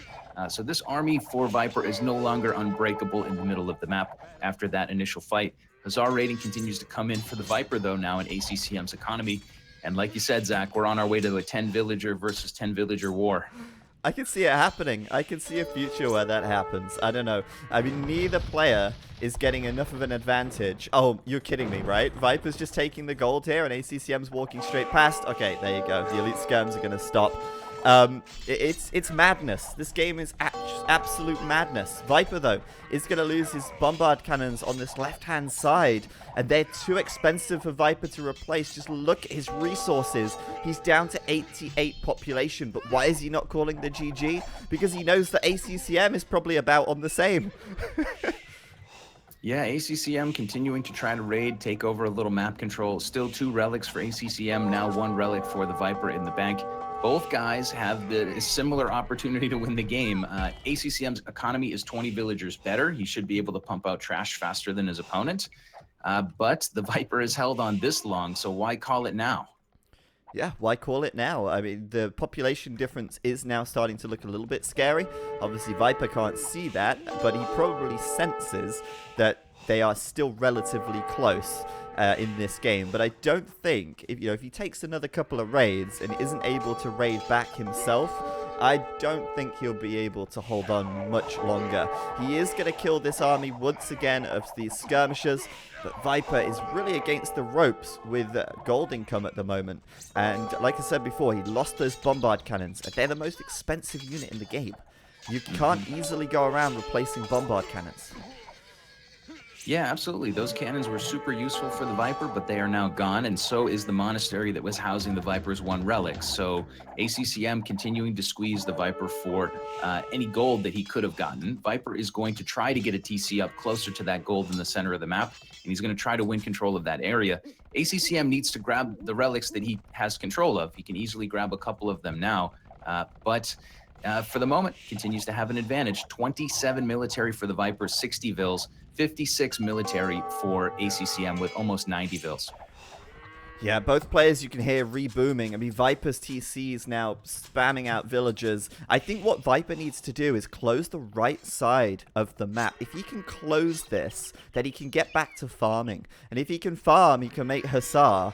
And I think, although, yes, the Mongol Hussar has more health, I can't remember. Do Italians get the blast furnace upgrade? I mean, I'd assume that they would have done it if he has. But I think let me check for you. Hussar for Viper would be really good here if he can get the food economy to add them in, just to support his army. They do. Yeah, absolutely. Yeah, I thought they did. I think if he can get the blast furnace, although yes, he's missing the extra health, the ACCM is missing the last defense. If you get Blast Furnace and start making Hussar here, I think he could be in a good position. Yeah, we will see if the Viper can do that. Right now, he's got so many problems going on just keeping production going as ACCM continues to spread all over the map. And hurt him. Looks like a big engagement in the center, Zach. Yeah, and Viper's got 43 idle villagers for a second there, which is quite amusing. Sitting under the TC, using the TC for the extra damage. Certainly very nice, but ACCM's following up with some cap rams. This could be the game-winning fight. If ACCM wins this, and he does, Viper calls GG, and right there, that was the game-winning fight. ACCM, after an hour and 37 minutes, gets the victory versus the Viper in game number 2, and holds on to fight another day. What a ridiculous game. Killer B, do you even want to attempt to summarize that? I think you're the man for the job. Well, let me tell you this, Zach. I'll give you the stat lines and you tell me who won. Okay, so we had one guy with a clean Dark Age. We had one guy lose 2 villagers. So that will give you a little bit of a sense of who might have won. As the game went on, we had that same guy who didn't lose any vills. We had him fishing pretty much throughout the early game into the mid game. The guy who lost the 2 vills didn't have any fish really going for him. We saw a really weird tower push trapped in that was totally punished by that guy with all the fishing ships in the clean Dark Age. And then we saw Mangadai blundered by this player losing the vills. There were so many parts, and we saw hour and 7-minute horse collar. Oh God, there were so many parts of that game that ACCM could have played better, but I guess he played well enough, because at an hour and 37 minutes, 14 seconds, the Viper says GG. And ACCM pushes this best of 3 to a third game after a marathon of a match. Yeah, that was crazy. And you know, ACCM made so many mistakes, quote unquote. Like, his upgrades timings were crazy late. But like you said, even through the mistakes, he was obviously doing enough right to, in the end, get the victory versus the Viper of all players. ACCM did so well to lock down the gold. He prevented Viper getting the gold. He forced Viper into an extended Castle Age fight. That delayed the game for a long time. But then obviously ACCM was then pushed back because he didn't have the eco. He didn't have the upgrades. And Viper's Castle Age army, although he was fighting against an Imperial Age player, was able to do the damage. But let's look at... Go ahead. Go ahead. Let's go to the achievements. Yeah, I was going to say, let's look at the achievements, and then you can carry on your thought there. Well, ACCM squeezed that gold for the whole early and mid game, which really made things uncomfortable for the Viper. At the end of the match, it's ACCM with 4.5k more gold collected. So, you know, that's not nothing. That's a huge point in the match. And we also see, when we look at relics, ACCM with about 2.5k more gold from relics. So ACCM doing a pretty good job, an extremely good job, to win the important parts of the map, despite some less than perfect moments. He's going to get the win. Absolutely. And what a fantastic game. I really enjoyed that, thoroughly enjoyed that. Best game of the tournament for me so far. Not just because Viper lost. I mean, that's a surprise, but just the way that game played out, right? It's a testament to show that Viper made the correct decision to stay castle for so long. And made it work, and nearly pulled it back, and nearly won. But ACCM managed to turn it around right at the end there. And boy, oh boy, I think we're gonna have a short break after that one. I'm gonna put 5 minutes on the clock. Everyone, you can take a toilet break, get a drink, have a breather. We will be resuming the ACCM versus Viper best of 3. It will go to Arena, which will be the deciding map, and we'll be resuming that in just 5 minutes' time. We'll see if ACCM can do it. Killer B, he has looked fantastic so far today. Even in game 1, which he lost, he looked really good. And that second game was, well, something else. So stay tuned, guys. We'll be back in about 5 minutes for the third match here, or the third game here. Stay tuned, and we'll see you after this short break.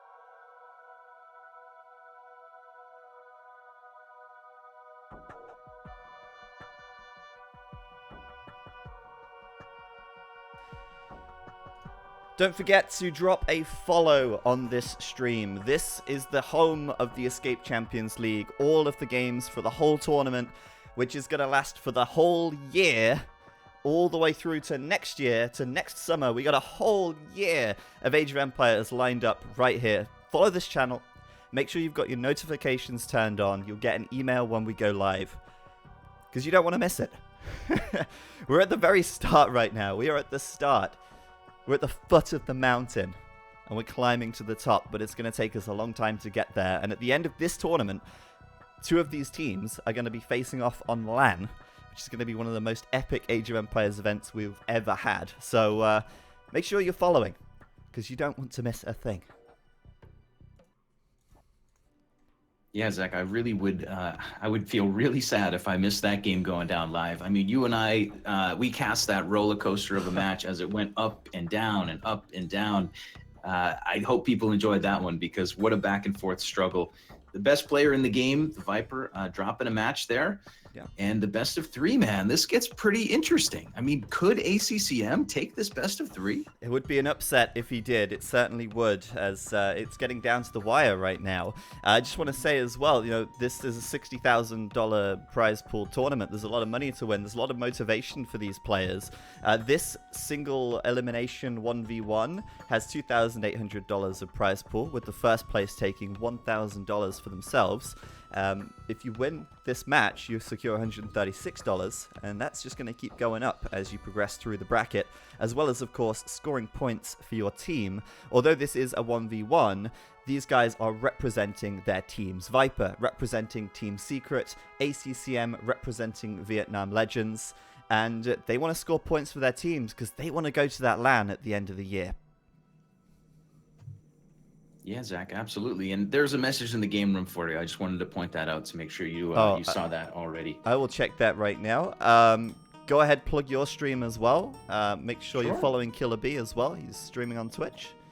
Yeah, I'll whisper some sweet nothings to you guys. Zach might have to fix something real quick. I don't know. Maybe it's all fine. But yeah, I'll just say that I'm twitch.tv/killer_B_AOC. Probably the worst name that anyone's ever chosen, but maybe you'll remember it because it's just that bad. ACCM and TheViper is going to heat up here in game number 3 coming soon. This is the last match of the left side of the bracket. If you guys want to see more about the brackets, you can scroll down below the Twitch stream that you're watching right now, and you can get the more information from the links there. So you can see how the brackets are shaping up, and you can, I don't know, start to make some predictions of your own. We still don't know if TheViper will go on to face anybody. Could be ACCM, but it looks like everything is all good for those guys, isn't it, Zach?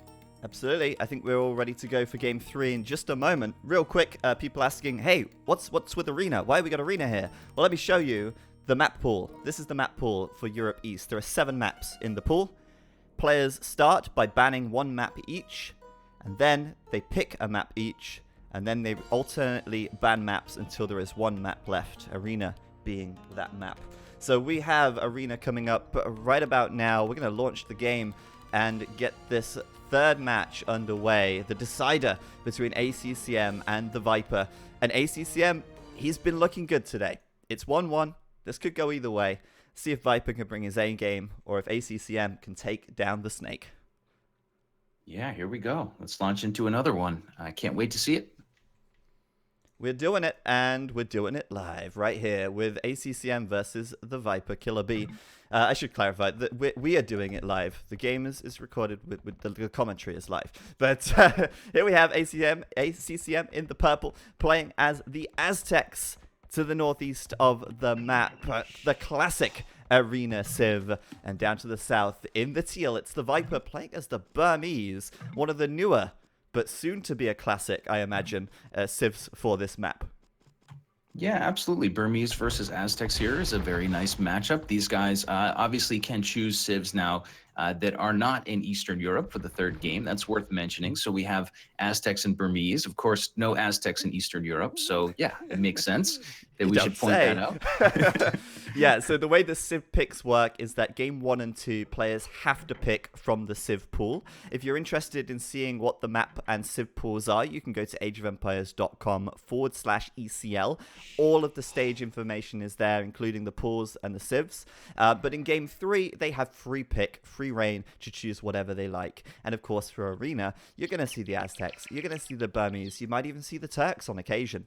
But we have to discuss this. We have to discuss this because it's not a mirror match. Aztecs, of course, fantastic monks. Burmese, great monks as well. And even the added advantage of seeing where all the relics are at the start of the game. 50% off monk techs. But what differentiates these civs? Which civ do you think is going to play out to be better here? Well, I think that Aztecs is a traditional pick. Of course, ACCM will feel strong with that, but I have to go with the Viper's pick because he's the Viper. He does not really blunder picking the wrong civ in this situation. Burmese, in this case, can do a lot of nice things. In the early game, I think we'll see ACCM kind of needing to put on some pressure. The maps kind of dictate a lot of what's going to happen here, Zach.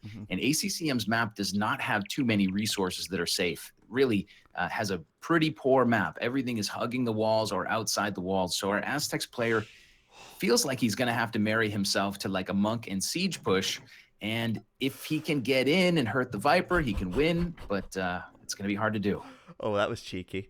Viper there. ACCM put the sheep in the gate, holding the gate open. The sheep, dutifully doing as it's told. And along comes Viper, and he goes, oh, I want to come with you. So the gate closes. ACCM now can't comfortably lure that boar, especially with Viper's scout hanging around. But he does have a couple of pot shots onto Viper's scout, so that gives ACCM the advantage. Viper really wants to take that sheep, but this is now going to force ACCM to delete the wall to bring his boar home. Yeah, Viper just being a little cheeky, as you said, with his faster scouting unit. Yeah, I think the Viper in this case can do a lot of things because he has a great back base, Zach. He's got extra gold, extra stone back there. Also, his main gold and main stone is in a safe position. So ACCM probably is in a tough spot. He is facing the Master of Arena champion, right? So Yeah. got to give an advantage to the Viper. This is a map that he really, he plays better than anyone in the game. Yeah, but it's also, I also think this is a map where upsets can happen. This is not a map where standard play is common. This is a map where you get those crazy 1 TC aggression strats. It's the map where you see a lot of monks, and it's certainly a map where ACCM could pull something out of the hat. Right now, though, I've got to agree with you. I love Viper's map. As T90 in the chat, I saw him saying it's a Geodude. Too right it is. But the Geodude just happens to favor the Viper right now. Like I say, a lot of back resources. And I've got to say as well, that lumber camp from Viper, what a beautifully nestled lumber camp. That's efficiency to the max. That lumber camp is beautiful. And with the Burmese getting the free wood upgrades as well, something that is worth keeping in mind. So Burmese going to have great wood collection. ACCM as the Aztecs going to have great food collection from the farms. And both of them going to have great monks. I'm excited to see how this is going to develop and how this is going to play out. I'd like to see Viper get aggressive, especially with ACCM's map. As you say, most of his resources are exposed, pushed up against his walls or even outside of the walls. ACCM doesn't have quite as much in the back.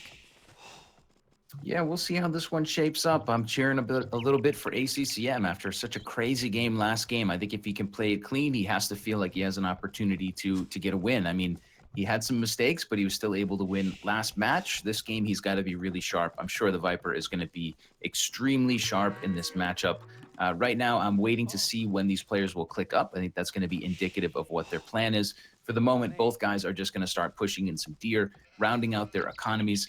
They can go for like a 25 up or a 26 villager up, or they can wait a little longer and go for a castle earlier. Have to wait and see what the plan is going to be for these two fellas. Yeah, we do have to wonder. I mean, there are a few options available. Obviously, I mean, monks is quite an obvious choice, but the Burmese could go for something like a castle drop and Arambai. Do you want to play Arambai into monks, though? Probably not, especially not Aztec monks. Monks and siege, pretty traditional. But then again, you could also see the monks being used a bit more defensively. You could see them being used just to defend your walls while you boom in the back, something that Viper can do very well as the Burmese, of course, with that wood gather, with the Bit Axe for free, giving his wood gatherers an advantage over ACCM very early on. But right now, 3 vills on gold, very standard start for both.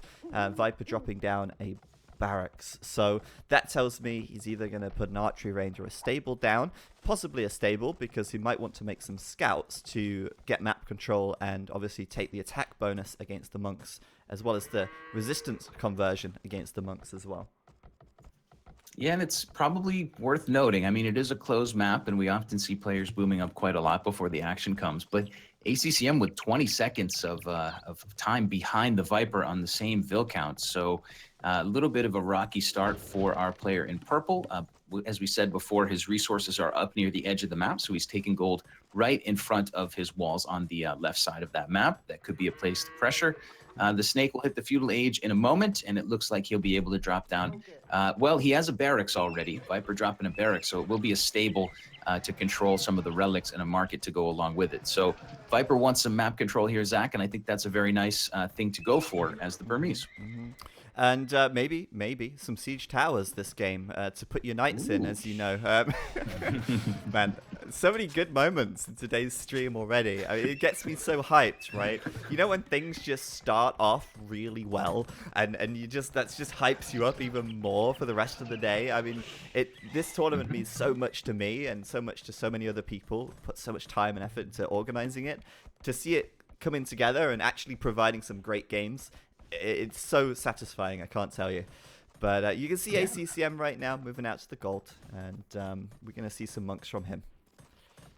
Yeah, ACCM is going to go for monks, and the Viper will have a pretty nice counter to those monks because his stable is down. The snake at the moment is going to go for Castle Age, Horse Collar, get some upgrades first, but I do expect to see some scouts basically patrolling around the relics, trying to position himself to stop ACCM from getting those relics on the map. We will see a barracks from ACCM as well, interestingly enough, and we'll see how this game continues to go forward.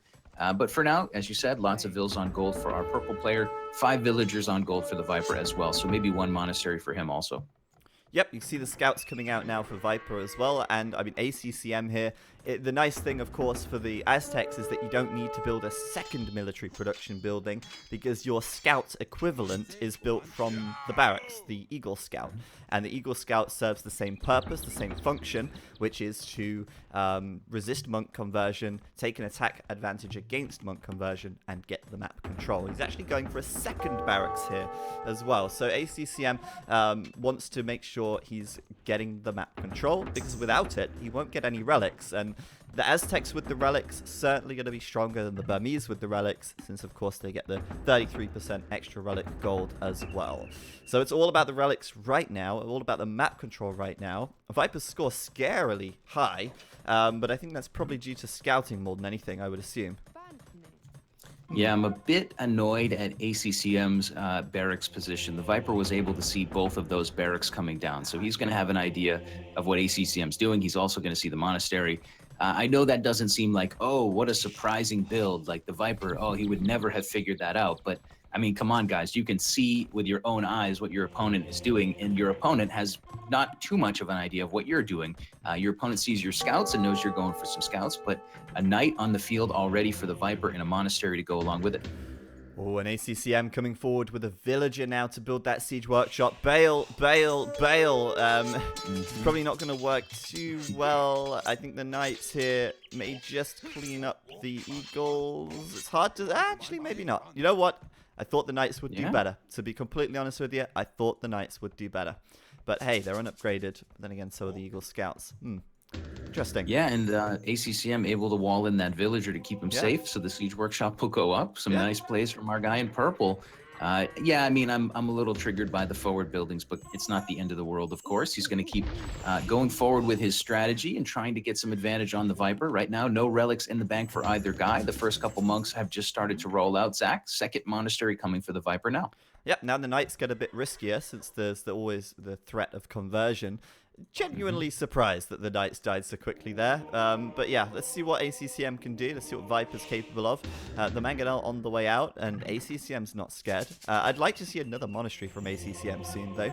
I think he will need that, as Viper's just added a second. We'll start to see upgrades coming through as well. Atonement to convert the enemy monks. Sanctity for the extra health for ACCM. And of course those... Ooh, look at that. Taking down a monk quite nicely there. I was going to say, of course, the upgrades for the Aztec monks, giving them extra health, extra 5 health per upgrade as well, meaning they end up being quite tanky in the end. Yeah, and after this early aggression from the Viper, he has actually dropped down a couple of new TCs. His third town center just completing in a moment. So Viper's going to have an economy behind this, and this is shaping up into the game that I think we kind of expected early on. The Aztecs player needing to push out and be aggressive due to his kind of weak map and his strong monks. He's going to have a Siege Workshop Monastery play coming toward the Viper. The Snake on the other side is going to have to defend that. And often in this situation, if you can drop a castle in defense, you can really cauterize that wound. For now, the Viper is not taking stone heavily, but he may have enough stone by the time ACCM breaks through. Yeah, and I think, you know, with the 3 TCs in the back, he can actually do that so easily and still get Monk's production going. He's forfeited map control, but ACCM still hasn't got any relics yet, so it may be missing a trick there. Meanwhile, both players getting redemption, but Viper has atonement. Crucially, ACCM does not, so ACCM could risk losing some monks here as Viper tries to convert them. So far, 1 conversion. Not too bad. Can he turn that into another one? Okay. No RNG for Viper there. Too close. Too close. Yeah, I mean, if you think about it, the Viper has taken good enough engagements here early on. Certainly on 3 TCs versus 1 TC for ACCM. Just buying some time and slowing that army rolling forward is certainly enough. We've got a 13-vill advantage for Viper. ACCM still has some opportunity to build some army here and put some teeth into this push with another monastery coming. But so far, I think the Viper has done a good job, and I think he's ahead in this game because ACCM's momentum is a little slow. Yeah, he certainly hasn't got the momentum I expected. And also as well, like I say, you kind of need to get those relics. The crazy thing here is that Viper has 2 and ACCM has none. The Burmese, obviously, with that free Bitaxe and Bowsaw upgrade, have so much wood, they can easily put down the 2nd and 3rd DC and boom as well. And ACCM here is just nowhere near in that respect. He might try to do something like a faster Imperial, but at the moment, I still feel like he needs the relics, otherwise he's really just missing out on the advantage of this map control and his Civ advantage of having 33% faster or better relic production. Yeah, I'm watching the Viper diving in with a couple of scouts into ACCM's economy. We're not going to see any villagers picked, but the Viper is about to find out what you and I already know, which is that ACCM is on 1 TC. That's extremely important information from the Viper. He scouted earlier. He found that his opponent was on double barracks in a monastery. Great scouting then. And now finding out what the economy looks like from ACCM is really great information to have. You can guess that that's what ACCM's doing, but now Viper can confirm it. He knows that this push is going to be really hot and heavy, and he's going to transition a bunch more villagers over to stone. So the Snake here, using the scout for its intended purpose, is probably going to benefit massively from a defensive castle to solidify his position. Yep, Viper's got a lot of monks as well, and he's got 3 stables, 4 stables in fact, coming up to make a lot of knights on top of this. He's hopping into the TC for now with the monks, making sure they don't die to the eagles for free, and ACCM is just finishing off atonement so he can try and convert some of those monks. But Viper, with a bigger economy, will be able to send a lot of knights out now, and I don't think ACCM will be able to do much about that. Interestingly and importantly, he's actually keeping those knights unupgraded. He's not upgrading them. He's only getting husbandry. There's an important reason for that. Yeah, of course. You don't want to give your opponent a weapon to work with that's so powerful. But it is also important to notice no heresy for the Burmese. So the Viper at the moment is not going to be able to get heresy and make those knights die on conversion. We will see a castle, though, coming for the Viper to stabilize the position. And I think he's looking pretty good on 70 vills versus 45 for ACCM. But let's see Let's see how it shapes up, Zach. ACCM's diving in. Yep, Viper's trying to get the castle. He's got to dive for it, otherwise that castle goes up. Like you said before, this push is essentially stopped in its tracks. Here comes the fight, the conversions from ACCM at the back, trying to take as many knights as possible. ACCM killing some of his own Eagle warriors there with the mangonels. What a blunder from him. And it looks like Viper's castle is going to go up comfortably. With that, I feel like ACCM could be GG. The monks may be out of faith at this stage as well. The knights pushing in to take them out. The castle laying into them from the back lines. And ACCM's push very much stopped in its tracks. Viper now with 71 villagers. ACCM with 45. Where does ACCM go from here? Well, he's not ready to call GG yet. I'm glad to see that he's going to keep fighting it. There are a couple of things that could have gone better for him. Of course, pulling out and letting the castle go up was probably a better decision. ACCM is going to try to get in with a ram and knock down the Viper's monastery, at least to deny those 2 relics of gold. But I don't think that's going to happen. Monks are converting already. So lots of things going poorly for ACCM there. He is starting to compile a little bit of a gold economy. He does have a lot of barracks down. He can click Imp relatively soon if he, stops Q and Vills for a few moments. He's going to dive back in with the Eagles and give it a go. But we need to see 3 or 4 really positive engagements for ACCM to get back in the match. No, it's 4 TCs versus 1, and it's absolutely possible for ACCM to win this if he plays smart. Viper, investing a lot of resources into building his economy, is not investing so much into military. That balance shifted means that ACCM could potentially do enough damage to get the win, but it's so unlikely right now, I think. Viper has enough stone for a second castle, which means that even when ACCM gets Imp, the second castle going up is going to be a huge amount of protection for his eco.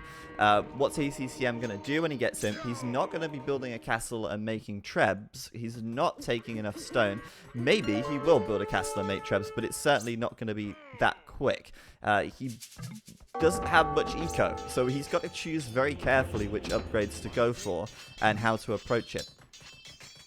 Yeah, ACCM here is in a lot of trouble, as you said. His win chances are quite low, but he does still have the element of an earlier Imperial Age by a little bit over the Viper. It looks like he is going to produce some more Eagles, but for the moment, actually, all the barracks are idle for him, and it's a couple of Rams coming in for ACCM.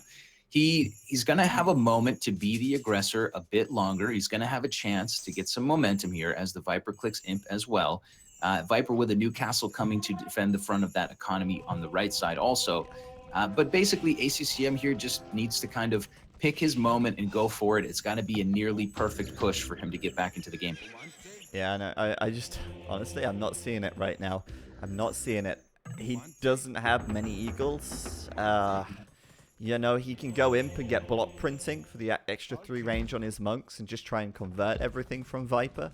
Viper switching into Aranbai, by the way. But yeah, it's too risky. I don't know. Doing this with such little eco at this stage now, it's so hard. He will come forward. It looks like he will actually try for the castle drop. But like I say, he's not quite got the stone yet. It ended up being quite close, but he would have liked to train the trebuchet as soon as he hits Imp. At this point, he's going to be building the castle now, and it's going to be a while before he even starts training the treb. So a bit off for ACCM on that timing there.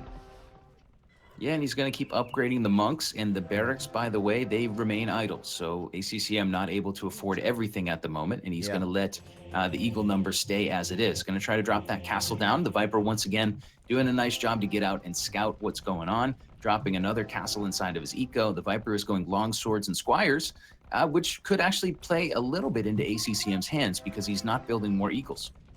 Yeah, but I think the game's over before then because ACCM's only just building his castle. Viper's going to be Imp with 3 castles. That castle will not stand from ACCM. There's just no way. Viper will have the first trebs out. He can start training a treb before ACCM even gets the castle up. And is he doing that? He's not doing that.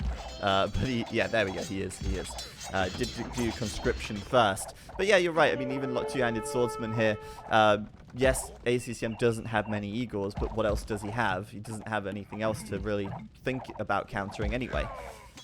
Yeah, absolutely. All the Viper has to do is build something at this point in the game. It doesn't even matter if it's hard countered because, you know, like you said, villager advantage is so massive. Economy for Viper is so well rounded. While ACCM is pumping one treb at a time from his castle, the Viper will grab conscription and a couple trebs of his own. So the Viper is going to probably quite easily win this treb war and finish off this match. But we'll see. We'll see if he can get it done. He's still got to finish the job and force ACCM to give the GG. Yeah, but ACCM just doesn't have a leg to stand on right now. Look at that economy. What economy? I'm not really seeing it. And then you contrast that to this and ACCM strat. It can work. It does work. In the qualification, we saw a Regicide Fortress game where Eddie, the famous arena player, went on a 1TC all-out aggression and got a fantastic victory with it. But this time, it's just not happening for ACCM. He's going to take down the castle of Viper. Well done there. But his own castle will probably fall as well. And he just doesn't really have too much of an answer, aside from these monks, which in a moment are going to be a little bit exposed and just on their own left there to hold the line. Viper just waiting, massing some light cav, massing some champions. He'll push out and he'll finish this in one fell swoop. Yeah, it looks like the Viper is ready to deliver the coup de grace onto ACCM's position. It was a great series so far. We'll see the light cav rolling out and the champions behind him. Light cav out in the front to deal with the monks first, I suppose. Seems like a nice little extra detail for the Viper. Gonna clean all of this up and push ACCM back. ACCM is 70 villagers behind. And the game is over at this point. He can try to fight it on if he wants to, if he's stubborn, but I think he'll see the writing on the wall and give the GG now. A really great series, Zach, between Viper and ACCM. That last match was pretty well won by the Viper, but ACCM showed up, and he showed us some really good skill here. He's going to be a force to be reckoned with in this tournament. Yeah. Pardon me. Yeah, GG. ACCM, as you say, really well played. I think the arena game was a little bit of a letdown from him. I get where he's coming from. I know what he was trying to do. Sometimes it can work, but this time against the Viper, against the Burmese, it just wasn't going to happen. Well played to ACCM. I think he did do well this whole series. Really entertaining games. But in the end, Viper takes it with a 2-1 victory, a hard-fought 2-1 victory, I should add.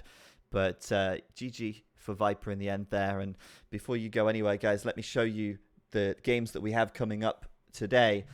We've got Doubt versus Liri next. We have Mr. Yo versus Zuppy after that, followed by Vivi versus Dogao. And then it will be the Viper versus Mateus to end the day. Lots more Age of Empires coming up. Don't go anywhere. This Viper match may be over, but there is another one still to come. And we've got Lord Doubt versus Liri coming up as well. So don't go anywhere. We'll say our goodbyes for the time being, I think, because I believe it's T90 and Dave coming on to cast next. Yeah, Zach, thanks for having me. Thanks to the Escape folks for putting this all together, and it's been a great bit of fun here so far. I hope you guys enjoyed the series. You can